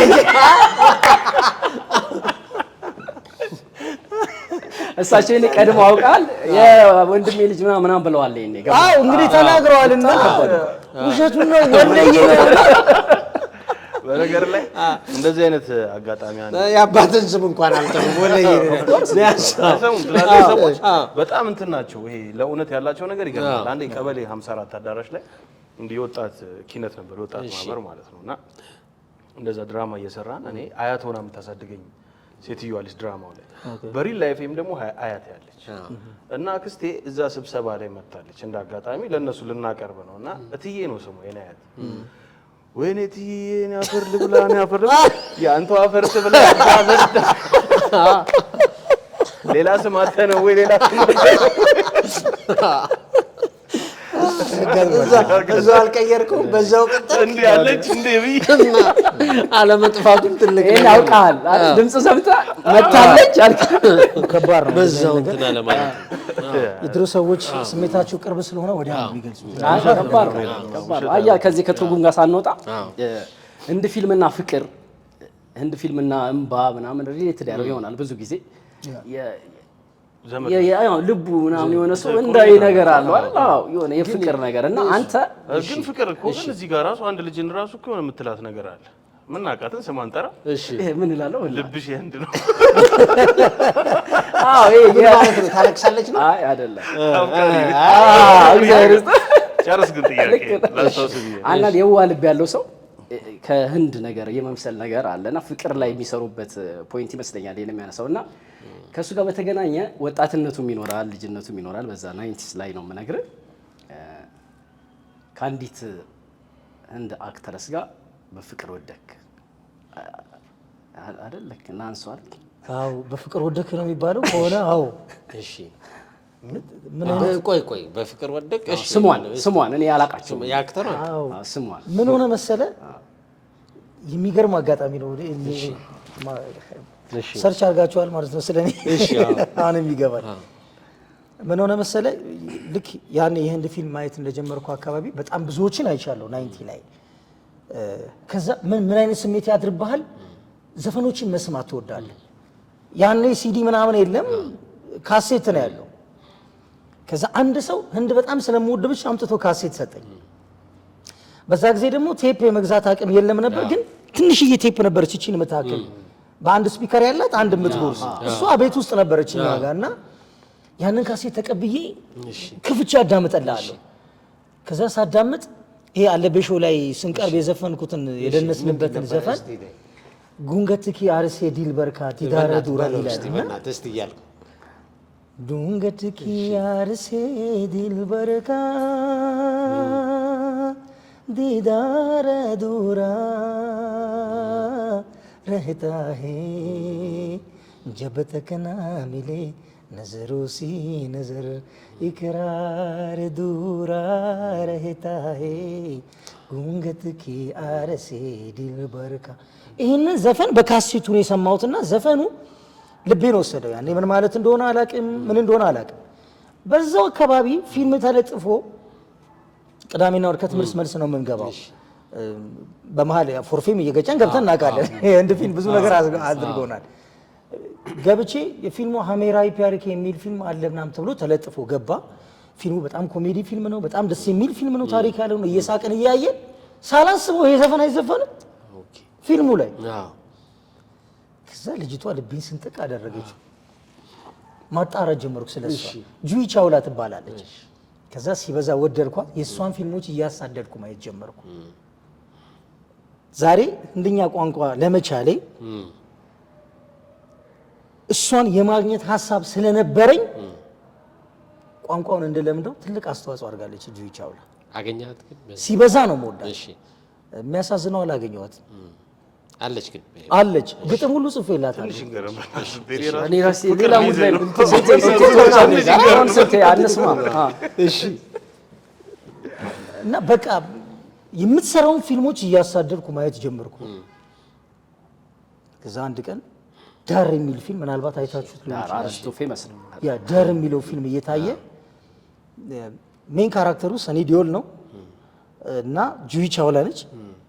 ከዛ በኋላ ደግሞ ቪለን ሆኖ የሚሰራው ወይንም ጠላት ሆኖ የሚሰራው ሻሩካን። ሻሩካን እንደምታውቀው በጣም ብዙ አፍቃሪዎች አሉት እና እዚህ ላይ ቪለን ሆኖ ነው የሚሰራው ወይንም ጠላት ሆኖ ነው የሚሰራው እና በጣም ያሰቃያታል። እዛ ፊልም ላይ መከራዋን ነው በቃ ይሄ ልጅ ሀሳቡ ምንድን ነው እስኪባል ልክ መጨረሻ ቦታ ላይ ማር ሱኒል ማር ትሏለች። ግደለው ሱኒል ግደለው ስትል በሳንጃ ነገር ነው የሚከራከርለት ወስዶ እሱ ባሏን ሁሉ በሳንጃ መጥቶታል፣ ወግቶት ማለት ነው። እሱን ገሎ እሷን ሊወስድ ማለት ነው። እስከዛ ሰዓት ድረስ አታውቅም ነበር እስከ መጨረሻ ሰዓት ድረስ እና ልጆች በጣም ይወዱ ስለነበር ፊልሙ ከመሪ ተዋናዩ ይልቅ ወደ ጠላት ሆኖ ወደሚሰራ ሰው የሰው ትኩረት ተስቧል። እንግዲህ የልጁ ትወና ብቃት የሻሩክ ካራክተር ጠላት ሆኖ ነው የሚሰራው። እብድ አፍቃሪ ነው። ሰው ግን የሻሩክን ካራክተር ወዶታልና እሷን ግን አሰቃይቷት የምትወደውን ባል ገሎባት ሁሉ ሞቷል ብሎ ካለ በኋላ ነው ያው አክተር አይሞትም ሳት ለብሶ ሳት ጎርሶ ይመጣል እንደሚባለው እንደዛ ተነስቶ ሲመጣ ግደለው ስትል አንዱ ከተመልካች ተነስቶ እናሽንና ምናምን ብሎ እሷን ሰደባት። ማን ስለሆንክ ነው አንተ ነው የምትሰድባት? አንተ ተውክታል።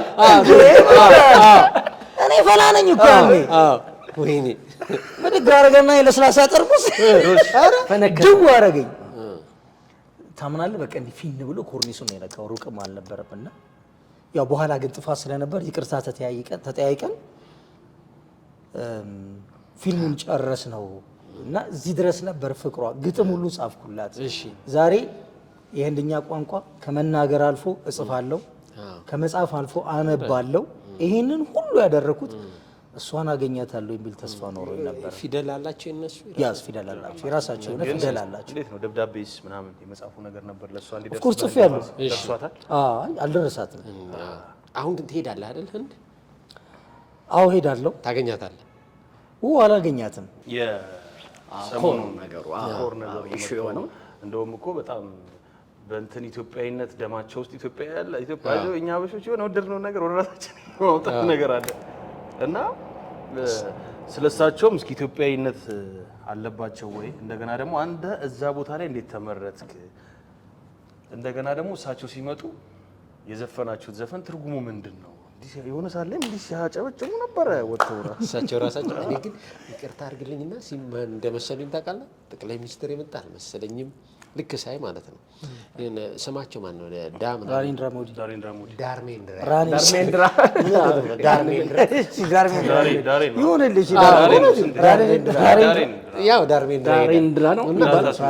አርጅቶ እንደዚህ የሚባል አክተር አለ አይደለ? ዳርሜንድራ የሚባል አክተር በቅርብ አረፈ እና በቃ እንትን መስሎኝ እንደዛ አይነት ነገር። ዞሮ ግን እሺ ወደ ዳርሜንድራ ሞዲ ነው የሚባሉት። እንግዲህ የእሳቸውን አቀባበል ኤምባሲው የፈጠረልን እድል ነው። ክብሮም የሚባል ጓደኛ አለኝ። እሱም ማንበብም ይችላል፣ መጻፍም ይችላል፣ መናገርም ይችላል። ብሌን የምትባል ጓደኛ አለችኝ። ብዙ ጊዜ ዱዌት አብረን እንሰራለን ኤምባሲ ውስጥ ከእሷ ጋር። እሷ ማንበብ ትችላለች፣ መጻፍ ትችላለች። እንደውም ከሁላችንም የተለየ እሷ ጥሩ አጋጣሚ እሷ 5 ዓመት እንደ ሀገር ሄዳ ተምራ ነው የመጣች፣ ማስተሯ ሰርታ ነው የመጣች እዛና ግን ምንድነው ህንድ ኤምባሲ ውስጥ ከልጅነቴ ጀምሮ ለ23 ዓመት ተከታታይ በየአመቱ ወይ ድራማ ሰራለው ወይ ግጥም አነባለው ወይ መነባነብ ወይ ደግሞ ዘፈኖች እንደዚህ እናቀርብ ነበርና ከ23 ዓመት በኋላ የመጣ እድል ነው ይሄ። በአጋጣሚ የኤምባሲ ሰዎች እንደምታውቀው በየ4 ዓመቱ ይቀያየራሉ። 4 ዓመት ታስለምድና ልክ የሆነ ቦታ ላይ ስትደርስ እንደገና ሲቀየር እንደገና ከሱ ጋር ሌላ እንደገና አዲስ ጉዞ ነው የምትጓዘው። በዚህ አጋጣሚ ህንድ ኤምባሲ ለሚሰጠን ለእንደዚህ አይነት መድረኮች እጅግ በጣም ከልብ ነው የማመሰግነው። የምር ለመናገር በጣም ነው የማመሰግነው። ጥሩ እድልና ጥሩ መድረክ ገልጾልናል። ብዙ ድራማዎችን በህንድኛ፣ ብዙ ግጥሞችን በህንድኛ፣ ብዙ ዘፈኖችን በህንድኛ፣ ብዙ መነባነቦችን በህንድኛ የፍቅር መነባነብ ረጅም 5 ደቂቃ የሚበልጥ መነባነብ ሁሉ አቅርቤያለሁ። እዛ ላይ ይፈጠር ነበርና በኋላ ላይ እንደምታውቀው ጠቅላይ ሚኒስቴር ከሀገር ወደ ሀገር ሲመጣ ሚስጥር ነው፣ አይነገርም። በጣም ሚስጥር ነው እና ልክ እነሱ ደበቁና ሶስታችንን ጠርተው እንዲህ አይነት ይመጣሉ ይባላል። እርግጠኛ ሆነው አይደለም የነገሩን ስለሚባል የሆነ ዝግጅት እንድናዘጋጅ ይፈልጋልና እናንተ ኢትዮጵያን ወክላችሁ በኤምባሲው በኩል እሳቸውን አቀባበሉ እንድታደርጉ ይፈልጋል። ምክንያቱም ይሄ ለእሳቸው ትልቅ ነገርን የሚፈጥር ነገር ነው። ኢትዮጵያ ውስጥ ህንድኛ የሚናገሩ ሰዎች በህንድኛ ኢትዮጵያውያኖች አቀባበል አደረጉላቸው የሚለውን ዜና ኢትዮጵያውያኖች ሳይሆን ህንዶች ይፈልጉታል። አይገርም? ይገርም ነው። ህንዶች ናቸው የሚፈልጉት፣ ኢትዮጵያውያኖች አይደለም። ልክ እንደዚህ አይነት ሀሳብ ሲመጣ ከጓደኞቼ ጋር 3 ነን እንደነገርኩ ተማከርንና ከኋላ ባህላዊ ዳንሰኞች አሉ፣ እነሱን ይዘን የተለያየ የኢትዮጵያን ብሔር ብሔረሰቦች ባህል አድርገን እኛ ደግሞ ኢትዮጵያነትን የሚገልጽ የሀበሻ ልብስ አድርገን እሳቸው ለመቀበል የሚገርም ጥናቱን ሁሉ ስናደርግ ከህንድ የመጡት ሴኩሪቲ አስቀድመው አይተውን ከጥናቱ ጀምሮ ተቀርጾ መጀመሪያ ኤምባሲ ውስጥ ተጠና፣ ከዛ ሸራተን አዲስ ተጠና፣ እንደገና ደግሞ የዕለት ሁለት ሸራተን የቀረበው 3 ጊዜ ነው ፕሮግራሙ የታየው። ያንን ሁሉ ተደርጎ ቅድሚያ ለኢትዮጵያውያኖች በእውነት ተከብረን ትልቅ ቦታ ፊት ለፊት እሳቸው መጥተው እንዲቆሙ እናንተ ንግግር እንዲያደርጉላችሁ ጥያቄ እንዲጠይቋችሁ ተብሎ የ5 ደቂቃ እድል ተሰጠን። ያንን የ5 ደቂቃ እድል ውስጥ መካከል አንደኛው ዘፈኑ ነው። በዘፈኑ አቀባበል አድርገን ዘፈኑ ተጠንቶ ከጓደኞቼ ጋር በኢትዮጵያ ከበሮ እየተመታ ደርቲ ሱነሄሪ አንበርኒላ ህርሙስ ሰምርንጊላ ኤሳ ዴሰ ሜራ ይላል። የሻሩካን ፊልም ነው እና ፊልሙ ላይ በሁለት በተለያዩ ሀገሮች መካከል የሚደረግ የባህል ልውውጥን የሚያሳይ ዘፈን ነው እና ዘፈኑን ስንመርጠው ከኢትዮጵያና ከህንድ ጋር ያለውን ቁርኝነት በጣም ይመታል። እሳቸው ቋንቋው በህንድኛ መሆኑን ይሰሙታል እንጂ እኛ ግን ኢትዮጵያን ነበር እያስተዋወቅን የነበረው። ምክንያቱም ደርቲ ሱነሄሪ ማለት ምድሯ ወርቃማ የሆነላት፣ አንበርኒላ ሰማያዋ ሰማያዊ የሆነ፣ ሀርሞሰም ረንጊላ ማለት ወቅቶቿ፣ ሞሰም ማለት ወቅት ነው፣ አየር እንዲህ ነው። የህንድ ዘፈኖች በአማርኛ በደንብ ልባይ ቅድም እንደነገርኩ አይገልጹም እንጂ ሀርሞሰም ረንጊላ ወቅቶቿ ሁሉ ያማሩ ያሸበረቁ ቀለማት፣ ረንግ ማለት ቀለማት ማለት ነው። እነዚህ 7ቱ ቀለማት ወይም ደግሞ እኛ ቀስተ ደመና የምንለው በእንደዛ የሚጠቀሱት ናቸው። አየሮቿ ተዘበራራቂ ናቸው። አረ ክረምት አለ፣ በጋ አለ፣ ጸደይ አለ። እነዚህ የሆኑላት ሀገርን እንዲህ አይነት ሀገር ነው ያለችኝ እኔ ነው የሚለው ዘፈኑ። ኤሳ ዴስሄ ሜራ የኔ ሀገር ወርቅ የምታፈራ ነች፣ አየሯ በጣም የሚማርክ ነው ምናምን ስናቀርብ አጋጣሚ ጠቅላይ ሚኒስትር ዶክተር አብይ አህመድ ይመጣል ብለን አላሰብንም ነበር። እሳቸው ይመጣሉ ብለን ስጠብቅ ከፊት መጡ። በጣም የገረመኝ ነገር ማለት ነው አንደኛ መሪ ፊት መቆም። እሺን ብቻ መልስልኝና ወደ ሁለተኛው ጥያቄ ልግባ ካላችሁ ሀሳብ። አይ ችግር የለም። መሪ ፊት መቆም ማለት የሆነ መሪ እኮ ማለት እንዴት ነው? ከባድ ነው። እሺ ግን ምን አለ መሰለህ መድረክን መላመድ ደግሞ አንድ ጥሩ ነገር ያ ነው። ብዙ ጊዜ በቲያትር ብዙ ጊዜ መድረክ በመምራት ህይወቴን ስላሳለፍኩ ያ ነገር በጣም አግዞኛል። ስለዚህ እኔ ማስተማር ቲያትርም አስተምራለሁ፣ እንደገና በመንፈሳዊ ህይወትም ሃይማኖት አስተምራለሁ።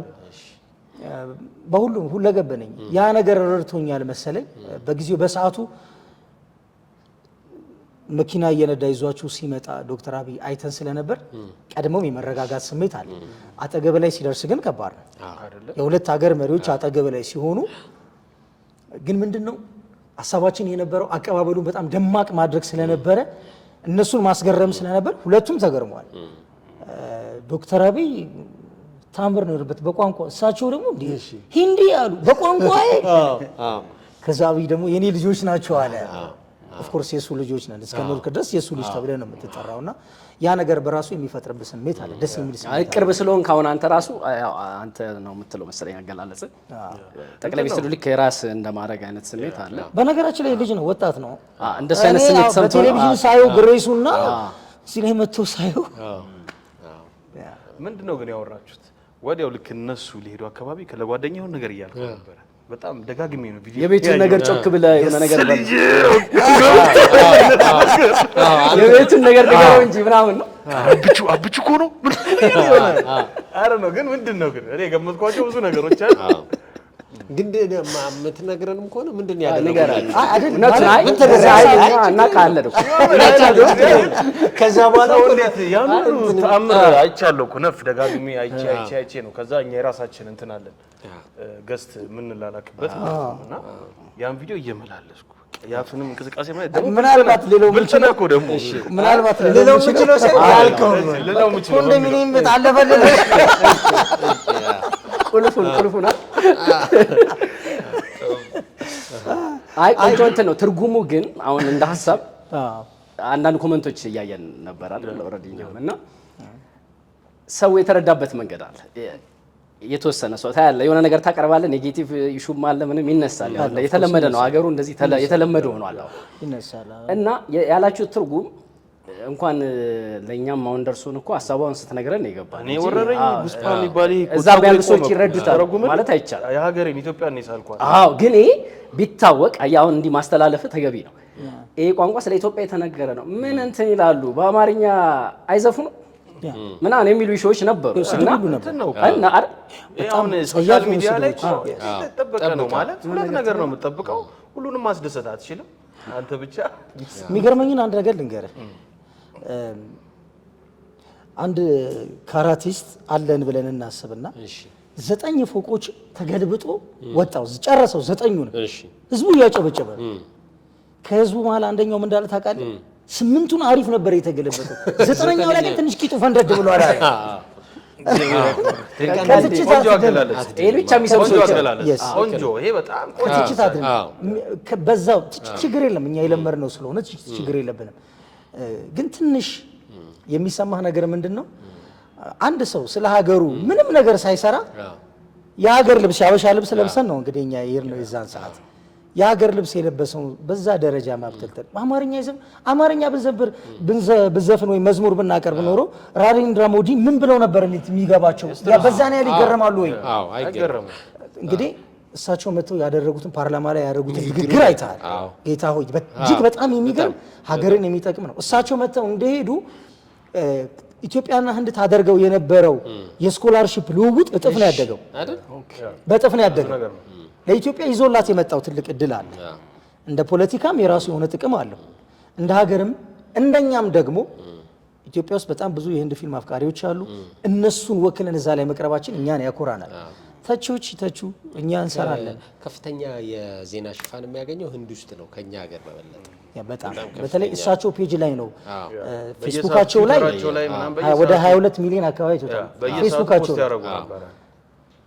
ምንድነው ኢንስታግራም ላቸው ላይ ደግሞ 30 አሁን 35 አካባቢ ሚሊዮን ድረስ ደርሷል። ትላልቅ ዓለማችን ላይ ያሉ የሆሊውድ አክተሮችና ዝነኛ ሰዎች እንኳን የሌላቸውን ያክል አላቸው ተከታታዮቻቸው ተፈጥሯቸው በራሱ ሰውየው ናቹራል ሲወራላቸው በጣም አሪፍ ስብዕና ያላቸው በጣም ጎበዝ የሀገር አስተዳዳሪ ናቸው። በየሄዱበት ቦታ ላይ ህዝቡ ይነጠፍላቸዋል ስለ መልካምነታቸው። እሳቸው ከድህነት ጀምረው ከድህነት ጫፍ አሁን እስከደረሱበት ደረጃ ያለው ታሪካቸው የሚናገረው ይሄ ነው። በነገራችን ላይ በልጅነታቸው ሻይ ይሸጡ ነበር። ሻይ ከሻይ ሻጭነት ተነስተው ነው እንግዲህ አገርን የመምራት እድሉን ያገኙትና እንዴት ግን እንትኑን አገኙት ነው ያው እንግዲህ ከሰራ ይሄ የሚያመለክተው ጥረት ካለ ይሆናል የሚነሳው። በእርግጥ በነገራችን ላይ አሁን በጣም ሰዓታችን እየሄደ ነው። ከኃይሉ ጋር ደስ የሚል ጨዋታ ነው እያደረግን ያለ ነው። ግን አንድ ሁለት መሰረታዊ ነገሮች እንጠይቀውና በጣም ጥሩ ጨዋታችንን ብናገባድደው አይመስላችሁም? እና ደግሞ ምንድነው እዛ ጋር እየተያይ እሱ ደግሞ እያለ ያለው እስከተል ማለት ነው ላቋርጥ ብዬ ነው። እሺ እዚህ ያለንበት ቦታ ዮድጃሜ ይባላል። ኦኬ ሳሪስ ነው። አንተ የሳሪስ ልጅ ነህ። ይሄ ቦታ ደግሞ ዮድጃሜ ነው የሚባለው። ጊዜያዊ ስቱዲዮአችን ጊዜያዊ ስቱዲዮአችን ዮድጃሜ ነው። እንደ ሆቴል ደግሞ ብዙ ነገር ያለበት ቦታ ነው። ይሄን ነገር እንትን ለማለት ነው። ስፓውን ምናምን ደግሞ እሳቸው ተጠቅመው በጣም ከባድ ነው እንደምታውቀው ብዙ ጊዜ ሄኖክም እንደርስበታለን። ግን ምንድነው እኔ አንድ ሁለት ጥያቄ አለኝ ኃይልሻ ጋር ያው ፊልምም ላይ ስላለ እንደገና ደግሞ ትንሽ ስለ ብራዘሩም እንዲነግረን ፈልጌ ነው። በጣም ሪስፔክት ስላለኝ ማለት ነው። ያው ወንድሜ እንግዲህ የትንሽ አዋቂ ነው። እሺ ምናልባት እኔ የኖርኩትን ህይወት እኔ በችግር የኖርኩትን ህይወት እኔ በምኞት ላይ የኖርኩትን ህይወት እሱ ግን በትክክለኛ እየኖረልኝ ስለሆነ በጣም ነው የምኮራበት። እንደምታውቁት የዮሴፍ አካባቢ ነው ያደገውና ዮሴፍ ሰንበት ትምህርት ቤት ነው ለኪነ ጥበብ ትልቁን ድርሻ ትወጣለች ብዬ አስባለሁ ዮሴፍ ሰንበት ትምህርት ቤት። ምክንያቱም ትልልቅ የምንወዳቸው አንጋፋ አርቲስቶች ዛሬ ከዮሴፍ ቤተክርስቲያን ከሰንበት ትምህርት ቤት የወጡ ናቸው። ኢቭን እነ በትልቅ ደረጃ ላነሳልን የምችላቸው እነ ትግነን ታቋታላችሁ ብዬ አስባለሁ። ትግነን ኤልያስ ተስፋ ይዟቸው የወጣው ልጆች ማን ነው ፍቅር ስማቸውን ያገዘኛል በስማም አንተን አስረስማ ሞዴሌ ነው ለኔ። እኔ ዛሬ ቲያትር እንድሰራ ፊልምን ሞዴል የሆነኝ መጀመሪያ አንተን አስረስ ነው። በጣም ስለ አንተን አስረስ እንዲህ ነው ብዬ እሱ እኮ እዚህ ጋር ቁጭ ብሎ ግጥምና ዜማ የሚጽፍ ልጅ ነው፣ ታሪክ የሚያዋቅር የሚጽፍ ልጅ ነው። እና አንተን አስረስ እንደው መድረስ ካለበት ቦታ ላይ ሳናየው እንዲሁ የባከነብን ልጅ ነው። እኛ የባከነብን የቆጭን እኛ ነን፣ የቆጭን የቀረብን እኛ ነን። እንደገና ደግሞ ትንቅንቅ የሚለው ላይ የሰሩትን ሸዋፈራው ደሳለኝ መድረካቸው ዮሴፍ ነው፣ ኤልያስ ተስፋዬ ነው ይዟቸው የወጣው። እነዚህ በአጠቃላይ ትንቅንቅ የሚለው የፖሊስ ፕሮግራም ላይ የነበረው ዘግዝኬ ምናምን የሚለው ድራማ እነ ትግነን አሁን ትግነን የት እንዳለች አላውቅም። አግብታ ባለ ትዳር ሆና እንዳቆመች ነው የማውቀው። ግን በዛ ሰዓት በጣም እንትን ብላ የነበረችው እሷ ነች። ኤልያስ ተስፋዬ እንዴት ተደርጎ አንግል እንዴት እንደሚቀረጽ አስተማረኝ። ዳይሬክተር እንዴት እንደሆነ አስተማረኝ። 4 ፊልም ስሰራ እሱን ዳይሬክት አድርጌዋለሁ ቁጭ ብዬ ከሱ የተማርኩት ድምፁ በመድኃኔዓለም ኤልያስ ተስፋዬ ወላዲተ አምላክ ድንግል ይቅርታ በቀን ድምፁ ግርማ ሞገሱ በቃ እዚህ ሆኖ እዛ ይሰማል ያለው ቅላጼ ድምፅ። በዛ ላይ በጣም ጀግና አክተር ነው። ቀና ያው በጣም ቀና ነው አስተሳሰቡ። ለጠየቁት ሰዎች ሁሉ መልካም አመለካከት ስለሚገልጽ ነው ዛሬ ትልቁ ቦታ ላይ የምንጠብቀው ነበር። ግን አሁንም አለ እየሰራ ነው ተመስገን። በነገራችን ላይ ውድ ተመልካቾቻችን ወደ የትኛው ካሜራ እንደማያላቅም ግን የመጀመሪያው ኤፒሶድ የመጀመሪያ ምናችን ነው የመጀመሪያ ገጽታችን ነው። ምናልባትም ኃይሉን እውነት በእርግጠኝነት ድጋሚ እንደምንጠራው አልጠራጠርም። ቆይ ግን ስታስቆሙኛ ነበር። እኔም በተራይ ደግሞ እናንተ እኔ ነው የፕሮግራሙ መሪ። ስለ ወንድሜ ስለጠየቃችሁ ስለሱ ሳላወራ ስላለ እና ዞሮ መነሻችን ዮሴፍ ቤተክርስቲያን ነው እና ዮሴፍ ቤተክርስቲያን እኔና ፍቅር 1-3 ፊልሞችን አብረን ሰራን እና በዛ ሰዓት በሆነ ሰዓት ላይ ቲያትር ይሰራ ነበር። የኪነ ጥበብ ምሽት አለ። እዛ ላይ ቲያትር እንድጽፍለት ጠየቀኝና አንዴ ቲያትር ፍላጎት አለ እንዴ? አዎ በጣም አለኝ አለ። እሺ ብዬ ማዕበል የሚል አንድ ወጥ ድርሰት ጻፍኩና ዝግጅቱንም አዘጋጅቼ እዛው አዳር ፕሮግራም ላይ ሲታይ በብዛት ቲያትር መጻፋቸው ቲያትሮች 5 ክፍል አላቸው። ከ5 ክፍሉ 3ቱን ትስቃለህ፣ 2ቱን ግን ፍርፍር ብለህ ታለቅሳለህ። እንደዚህ አይነት ትራጀዲ ነገር ከአንድ የወረስኩት ነገር ስለሆነ ይተው ያን ስሰራ ዮሐንስ የሚለውን ገጸ ባህሪ ምርጥ አድርጎ ተጫወተው።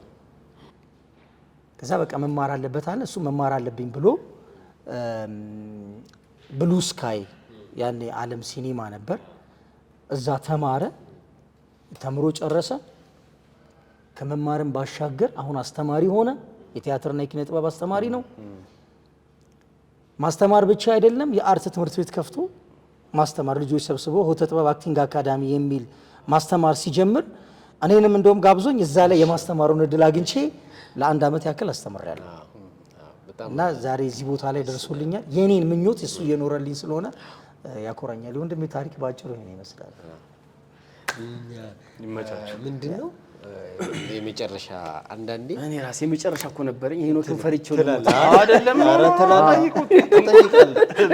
ምን ሊከለክል ነው የከለከለን እንጂ አይከለክል ቆረጣ እሱን እናየዋለን ምን መሰለህ አንዳንዴ ወደ የሆነ ሰው ኢንተርቪው ምናምን ሲያር ትሄዳለህ አይደል ትሄድና ወይ ሰተህ አንዳንዴ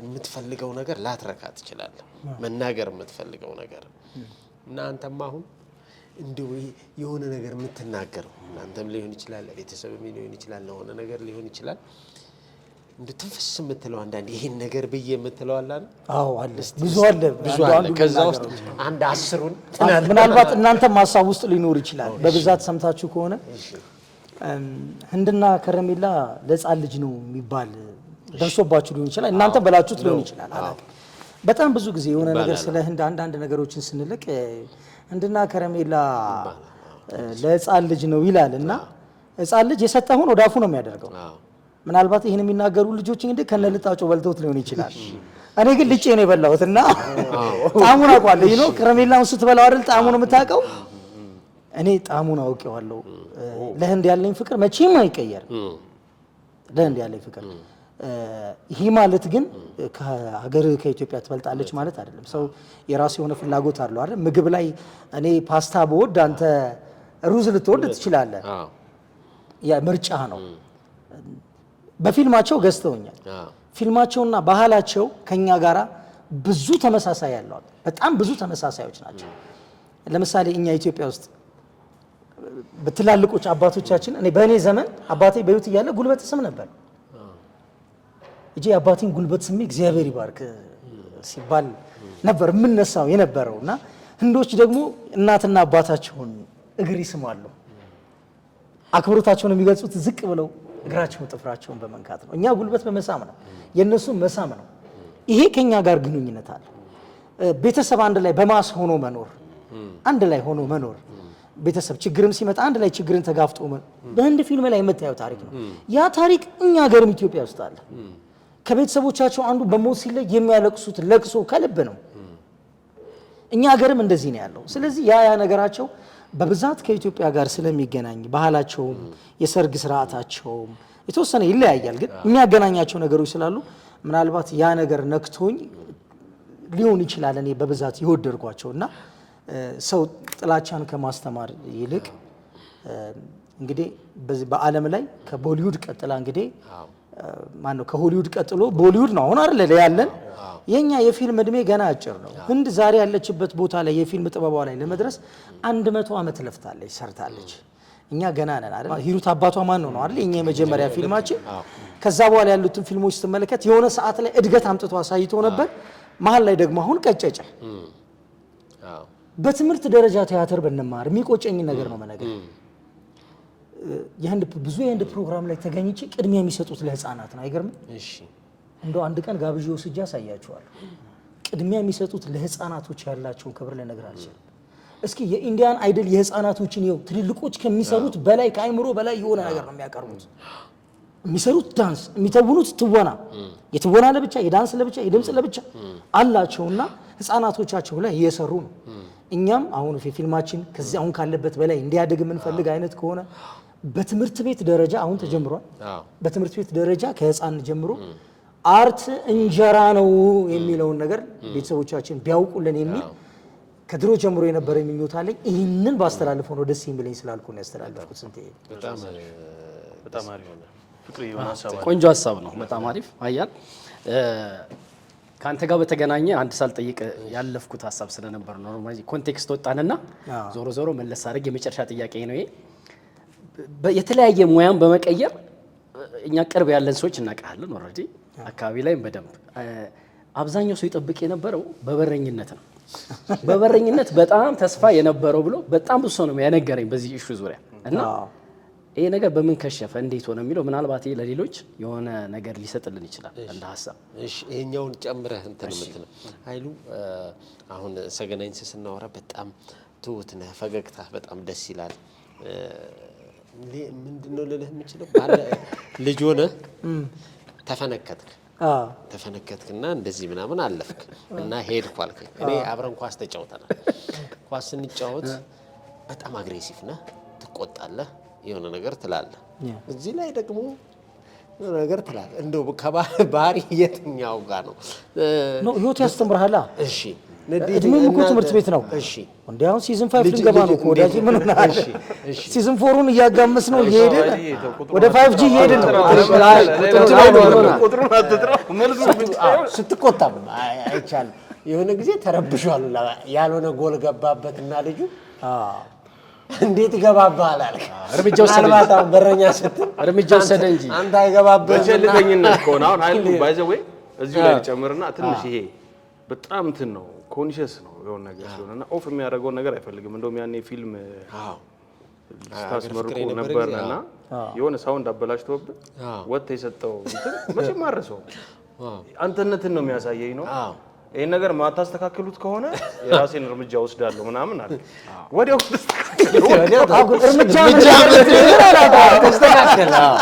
ተስተካከለ።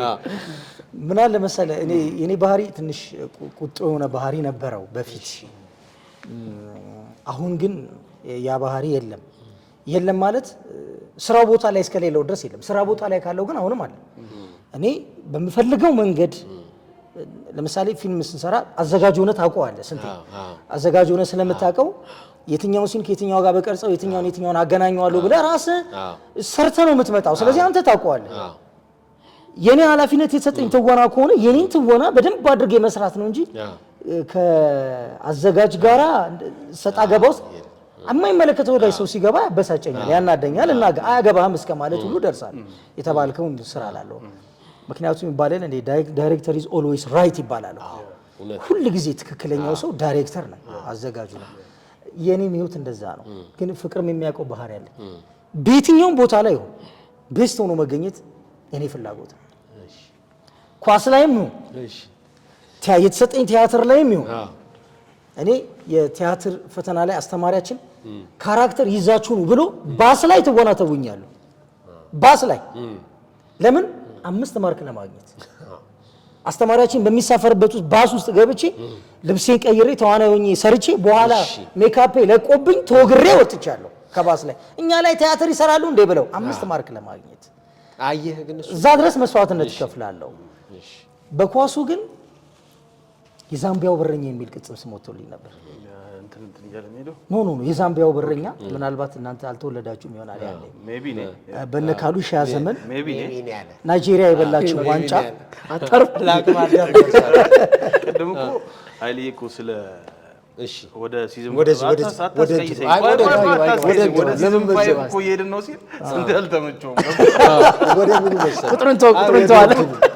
አብረን የተጫወትነው ስላለ እድሜም አጠጋቡ አሁን እኮ ነው የተጫወትነው እና ታዲያ አሁን ሲሆን አሁን በፊትማ እኔ ጋር አደልስም እኔ እኮ እንትን እበልጣለሁ። እሺ ኖርማሊ ወደ 44 ገባው። እሺ 44 ደርሻለሁና በጣም ጎበዝ በረኛ ነበርኩ በሰፈር ውስጥ። የዛምቢያ በረኛ ማለት ናይጄሪያ የበላችሁ ነው ዓለም ዋንጫ ታስታውሳላችሁ። የዛምቢያ ጎል ተሽሮባት የገባ ጎል ያኔ ቫር የለም ምን የለም ወጥቶባት እና ካሉሻ ብቻውን የቀረው ከፕሌኑ ላይ እሱ ነበርና ተጎርቶ ጠምጥሞ ገብቶ ወሉ ነበር። ያኔ የነበረው የዛምቢያው በረኛ መላጣ ነው፣ በጣም ጎበዝ ነው እና የዛምቢያ በረኛ የሚባል ቅጽል ስም ወጥቶልኝ ነበር። በደረኛ በጣም ጎበዝ ነበር። ከዛ ባቡር እዛ ኳስ አቀብል ነበር፣ ለትልልቆቹ በረኛ ሆነ ነበር። እየታየ ሲቢኤ የሚባል ምድር ባቡር ማለት ነበር። አዎ እንትን ውስጥ ነበር የሚሰራው፣ ባቡር ጣቢያ ውስጥ ነበር የሚሰራ የነበረው ትሬኒንግ እና በዛ ጊዜ አላቅም በአሁኑ ሰዓት በህይወቱ ይኖሩ አይኖሩ አላቅም። ሰዎቹ ቅጥር ስትገባ የመጀመሪያ ደሞዝ 30 ብር ነው። ብዙ ነው ያኔ 30 ብር። ከዛ ነገር ውስጥ ገባን። 3 ወር ደሞዝን ለአሰልጣኝ ተሰጠና 4ኛ ወር አንተ ደሞዝ ትበላለህ። 5ኛ ወር ላይ በአንተ ሌላ ሰው ይተካበታል። የ3 ወር ደሞዝ የሚሰጥ ለኢትዮጵያ እግር ኳስ አለማደግ ትልቁ ማነቆ ይሄ ነው ብዬ አስባለሁ። ይሄ ቤተሰብ በፋሚሊ የምትመጣው ነገር በገንዘብ የምትመጣው ነገር አይጠቅምም። ኳሱ አድጓል። እስኪ ለምሳሌ እኛ ጋር ጣና ሜዳ ናና ህፃናቶቹ የሚጫወቱን ጨዋታ በፕሪሚየር ሊግ ደረጃ ነው የሚጫወቱት ጨዋታ። ግን ዘመድ ስለሌላቸው ብዙ ዘመድ የሌላቸው ሰዎች ኳስ ላይ ባክነው የቀሩ ሰዎች አሉ። አንድ ያባከነኝ፣ ሁለት ደግሞ የቤተሰብ ችግር ነው ከኳስ ላይ ያባከነኝ። ቤተሰቦቼ ያኔ ሸራ ጫማ የሚገዙበት አቅም አልነበራቸው። ካንጋሩ የሚባል ጫማ 35 ብር ይሸጥ ነበር። ያንን ጫማ በቆዳ ኳስ ስንጫወት ያኔ በረባሶ ነበረች። ከበረባሶ ወጥተህ ወደ ሸራ መግባት አለብህና በአቅም ምክንያት ከኳሱ ህይወት እንትን ብያለሁ፣ ወጥቻለሁ። ይቆጨኛል። አሁን ኢትዮጵያ በዚህ ደረጃ በረኛ አታ ትቸገረም ነበር እውነት ለመናገር። በትልቁ ጎልም ተጫውቻለሁ፣ በትንሹ ጎልም ተጫውቻለሁ፣ ብዙ ዙሮችን ተጫውቻለሁ። ኮከብ እየተባልኩ ነበር የምወጣው፣ ጎበዝ በረኛ ነበርኩ። እንግዲህ እግዚአብሔር የፈቀደው ነገር አልሆነም። ከዛ በኋላ ወደ ቲያትሩ መጣው። ያው ቲያትሩም ላይ አዘጋጁ ለጊዜ ይቆጣል እንደምታውቀው፣ ለእናንተ አይነገርም እንጂ የማይመስለኝን ነገር ያላመንኩበትን ነገር አሁንም አለ ባህሪ በፍጹም ወደ ኋላ አይደለም። ፊልሙ ላይም ተጣላለህ እንጂ ያላል ፊልም ላይ ተጣላለህ። አውትዶር ስንሰራ ምናምን ግጭት ይኖራል። የማልፈልገውን ነገር ስታደርግ እንዴት ነው ዝም ብለህ ለምንችል ሄኖክ ለምሳቅ ለምን እውነቱን ነው እንዴ? በጣም ብዙ አይነት አቁስል ሰው አለ። አሁን አንዳንዴ እኔ ዝም ብዬ ላልፍ ግን እኔም አልችልም። ባይዘው ኢትዮጵያ ላይ ተናገራለሁ ማለት ስራ ነው፣ ገደል ነው የሚገባው ካልተናገርከው። እሱ ብቻ ኢትዮጵያ ውስጥ ድራማ ሰርቶ የ5 ደቂቃ ድራማ ሰርቶ መጨረስ ጀግንነት ነው። ቤት አስፈቀደ ፊልም ልትሰራ ቤት አስፈቀደ ቤት ፈቀደውልህ ቤት ልትቀርጽ ስትሄድ እንግዲህ የፊልም ወጪን አስበው። ካሜራ ተከራይተህ፣ ላይት አዘጋጅተህ፣ ተዋናይ ቀጥረህ፣ ተዋናይ ምግብ አዘጋጅተህ፣ ትራንስፖርት አዘጋጅተህ፣ ይሁን ሁሉ ወጪ አዘጋጅተህ ልክ እዛ ልትቀርጽ የምትሄድበት ቦታ ላይ ስትሄድ ዛሬ እንግዳ መጥቷል ነገ ነው ትባላለህ። ስለዚህ ኢትዮጵያ ውስጥ ፊልም ሰርቶ መጨረስ ጀግንነት ነው። ድራማ ሰርቶ መጨረስ ጀግንነት ነው ወዳጅ። አንድ ያን እሱን ብቻ ማድነቅ ነው። ግን እንደው የመጨረሻ መናገር የምፈልገው ሰዎች ያልሆነ ቦታ ላይ አሁን ኢትዮጵያ ብሔራዊ ቡድን በረኛ አታ ነበረ ሲባል ሄኖክ ታውቀው ይሆናል። እኛ ጋር የት ነበርክ ኳስ ሲጫወት በጣም በቃ ጎበዝ ኳስ ተጫዋች በጣም እንደው እሱን እያየን ነው የኳስ ፍቅር ያደረብን ልጅ ግን በቃ በየሰፈሩ ሰክሰስ አያረጉም እንደዚህ አይነት ሰዎች አታያቸውም። ጫፍ ላይ አይጡ የዘመድ ነገር ይበዛዋል። አገር ማራዶና የሚባል ልጅ ስቴዲየም ሲጫወት የነበረ ልጅ ታውቃላችሁ? አይ ነው የ56 ልጅ ነበር ማራዶና የሚባል ልጅ። ማራዶና የተባለው ተሰጥቶ ነው። እንደሱ አጭር ነው የሚሰራው ስራ ግን ለአንድ ክለብ እንኳን ሳይጫወት ከኳስ አለ። አያሳዝንም? ስንቱ እየመጣ እያየው ችሎታውን እያወቀ ግን ዘመድ ስለሌለው ገንዘብ ስለሌለው አይ ሆዳም ይበዛዋል። ስፖርቱ እኔ በግልጽ ነው ማውራው በነገር ለምን እንዲህ የሆነ ክለብ ለመግባት አንድ ጓደኛዬ የተጠየቀውን ብር ስለማቅ ማለት ነው። ደሞዙን እኮ አይደለም እንዴት አንድ አመት አንተ ላብህን ብቻ እኮ አይደለም ደምህን እኮ ነው የምትሰጠው። ይኸውልህ በምትሰራው ልክ የማትከበርበት ቦታ ነው። እኔ እንደው ይሄንን ነገር እንደው በተቻላችሁ መጠን አስተላልፉ። ምንድነው ነብይ በገዛ ሀገሩ አይከበርም አይደል? በኳስ ብቻ ሳይሆን ለምሳሌ በሩጫ ላይ የኛ ሌጀንድ ማን ነው? ኃይሌ ገብረስላሴ ነው። ህንዶች ያከበሩትን ያክል ኃይሌ ገብረስላሴ ኢትዮጵያ አክብረዋለች? ኃይሌ ገብረስላሴ እኮ በቁሙ ሐውልት ሊሰራለት የሚገባ ሰው ነው። ቁም ነገር ነው ማለት ነው። ሁሉ ጊዜ የሆነ ነገር በድሉን ባገኝ ይሄንን ነገር መናገር ፈልገዋለሁ እላለሁ። ኃይሌ ገብረስላሴ ማለት የጀግንነት ምልክት ነው። ኃይሌ ገብረስላሴን አሁን እኛ ኢትዮጵያውያኖች እንደምናከብረው ነው። መንገድ ላይ እኮ ስታየው ተጋፍተህ የምትሄደው ሰው ውጪ ላይ መንገድ ላይ ሲያዩት ገና ነብይ በገዛ አገሩ አይከበርም። ትክክለኛ አሁን ክርስቲያኖ ሮናልዶ ነው አሁን የሰጡት ክብር በጣም ነው የሚገርመው። የተወለደበት ያደገበት ሰፈር ላይ ሀገሩ ላይ ሙዚየም ገንብተው ትልቅ ሙዚየም እንደ ሀገር ካልተያዘ በዚህ እድሜው የሚጎበኝ ልጅ ማለት ነው። ተቋማት እኮ ያስባሉ። ይሄን አሁን ሰው በህይወት እያለ እናስብ። ስፔሻሊ ኪነ ጥበብ አካባቢ ተለምዷል እንደዚህ አይነት ነገር አሁን እየመጣ ነው። ግን ምን አይነት ችግር አለ መሰለ፣ በመንግስት ደረጃ በአገር ደረጃ የሆነ ሰው በህይወቱ እያለ ምን አለ ደስ ቢለው አይደል? እኔ እዚህ ጋር የመጣሁት ሞቶ ብታመሰግነው ጥቅም አለው? ምንም ጥቅም የለውም። ጥላውን ገሰሰ ሲሞት ነው ሐውልት ይቆምለታል። ሳይሞት በህይወት ያንን ነገር ቢያይ ህንድ ውስጥ ላሚታብ ሐውልት ቆሞለታል። አሁን ከ15 ቀን በፊት የወጣ ዜና ዲልባሌ ዱንያም ለጄንጌ የሚለው የዛሬ 25 ዓመት የተሰራ የሻሩክና የካጀል ፊልም የሁለቱ ያንን ምክንያት አድርገው ሐውልት ሰርተው ሰርፕራይዝ አደረጓቸው። በጣም ተደነቁ። እነዚህ ሰዎች በህይወት እያሉ ፍሬያቸውን የማያዩ አይነት ከሆነ ምንድነው እኔ እንጃ። የሀገር ውለታ የዋሉ ሰዎች በሚገባቸው ቦታ ላይ አይደለም ያሉትና እንደው ዝም ብሎ ሰው ጠርቶ መሸለም ምናምን ነገር ሳይሆን ሞልቶናል። ሐውልት የምንሰራበት ቦታ አለን፣ የምናስተዋውቅ ጀግኖቻችንን የምናስተዋውቅበት ቦታው ሞልቷልና ስራው ግን ይጠበቃል ከኛ ብዬ ጀግና ማፍራት አንችልበትም። የሁል ጊዜ ጥያቄ ነው። እናፈራለን፣ የሚገባውን ክብር አንሰጠውም ማለት ጀግና ማፍራት ስለ አንድ እኮ ጀግና አፈራ ከታች የሚመጣው ያን ሰው አራያ እንዲሆን ያን ሰው መንከባከብ እንዳልኩ እውቅና መስጠት ምናምን ትንሽ ይሄ ባላችን ደከም ያለ ነው። ምናልባት ከኛም ከአንድ ሰው ብቻ እኮ የሚጠበቅ ነገር አለ ወይ ከመንግስት ወይ ከሆነ ግለሰብ የሚጠበቅ አለ። የሁሉም ሰው አስተሳሰብ መቀየር አለ። ግን ይሄ ነገር በእንትን ነገር አሁን አፍሪካ ውስጥ በብዛት ይሄ ነገር ይበሳል። አሁን ሮናልዶ የተሰጠውን ኤቶ የመሰጠት ነገር አይኖርም። ያ ክርስቲያኖ ሮናልዶ እኮ የሚገርም የሌሉ ግን በዘመድ በሚባለው ነገር ሁሉ ጊዜ አይምሮ ውስጥ ያለው አሚታብ ባቻ ፊልም አክተር እንዴት እንደሆነ ምናምን ብዙ ችግሮችን አይቷል አይደል? ከዛ በኋላ ግን ቤተሰባዊ አይደለም ወይ ህንዶች? አሁን የአብዛኞቻቸው ቤተሰብ ልጆች ምናምን አክተሮች ናቸው አይደል? አይሉ አክተሮች ናቸው። ይሄ ነገር እንድስ በጣም ሰርጾ አልገባም ወይ የዘመድ ምናምን ነገር የምትለው ነገር የለም አለ። ለምሳሌ የካፑር ቤተሰብ የካን ቤተሰቦች እና የሚባሉ አሉ። በእነሱ መካከል ያለ ፉክክር አለ ስቲል አሁን ድረስ። ግን እነዚህ ሰዎች ከኛ የተለየ ምን አይነት ነገር አድርገው ነው ብትል ቤተሰባቸው ላይ ትወናን ሰርተው ነው። ለምሳሌ ከካፑር ቤተሰቦች አንስተስ ጀምርና አኒል ካፑር አሉ። በዚህ ቀደምቶቹ ሪሽ ካፑር አሉ። የሪሽ ካፑር አባት ረንዲር ካፑር አለ። ረንዲር ካፑር ለሪሽ ካፑር አስተላልፎ ሲሄድ ሪሽ ካፑር በጊዜው ቤስት አክተር ነበር። ተረዳኸኝ? እንደገና ከነሱ ቤተሰብ ደግሞ ከሴቱ ክሪሽማ ካፑር የምትባለው ታች ክሪሽማ ካፑር በዳንሷ የህንድን ሲኒማ ያንቀጠቀጠች ተዋናይ ነች፣ አክተር ነች። ከካፑር ቤተሰብ ነው የወጣችው። እሺ አሁን ደግሞ የካፑር ቤተሰቦች እየሞቱ እነ ሪሽ ካፑር ሲሞቱ እነ ረንዲር ካፑር ሲሞቱ እነ ክሪሽማ ካፑር በጋብቻ ምክንያት ጡረታ እየወጡ ፊልሙን አለመለቀው ሲሄዱ እህቷ ተተካች፣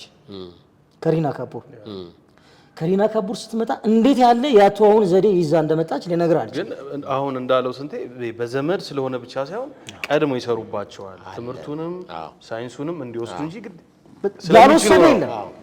አሁን የካፑር ቤተሰብ ላይ አሁን አደጋ ሲጣልበት የካን ቤተሰቦች ሲመጡ የካፑር ቤተሰብ አሁን ረንቢር ካፑር የሚባል የሚገርም ተዋናይ ምናልባት አኒማል የሚለውን ፊልም አይታችሁት ሊሆን ይችላል ብዬ አስባለሁ። ፕሊስ እዩት። በቃ ትወና በእንደዚህ አይነት ደረጃ ይተወናል ወይ? በቃ ዓለም ሁሉ ያደነቀው ሰው መጣ። ትወናቸውን አስመስክረው ነው። እኛ ጋር በኳሱን ብትዛመድ ሄዳ ቤንች ነው የምትሆነው። ቤንች ላይ ቁጭ ብለህ ደሞዝ ትበላለህ እንጂ ወጣት አትታይ። ችሎታው ሲገጥያቄ ስላለ ነው። ፊልማችን የወደቀው ለዛ ነገር ነው። ፊልማችንም የወደቀው ለዛ ነው። እንደው ስም ማንሳት አይሆንብኝ እንጂ የሆነ ፊልም ተሰራና በጣም ፊልሙ ላይ ያለችው ልጅ ቆንጆዬ ልጅ ነች። አዎ ኢትዮጵያ በጣም ቆንጆ ሴት በጣም ቆንጆ ወዳላት ሰዎች አሏት። ማህፀኗ የሚመክን አይደለም፣ ሁሉ ጊዜ የሚያፈራ ነው። ቆንጆ የሚያፈራ ነው።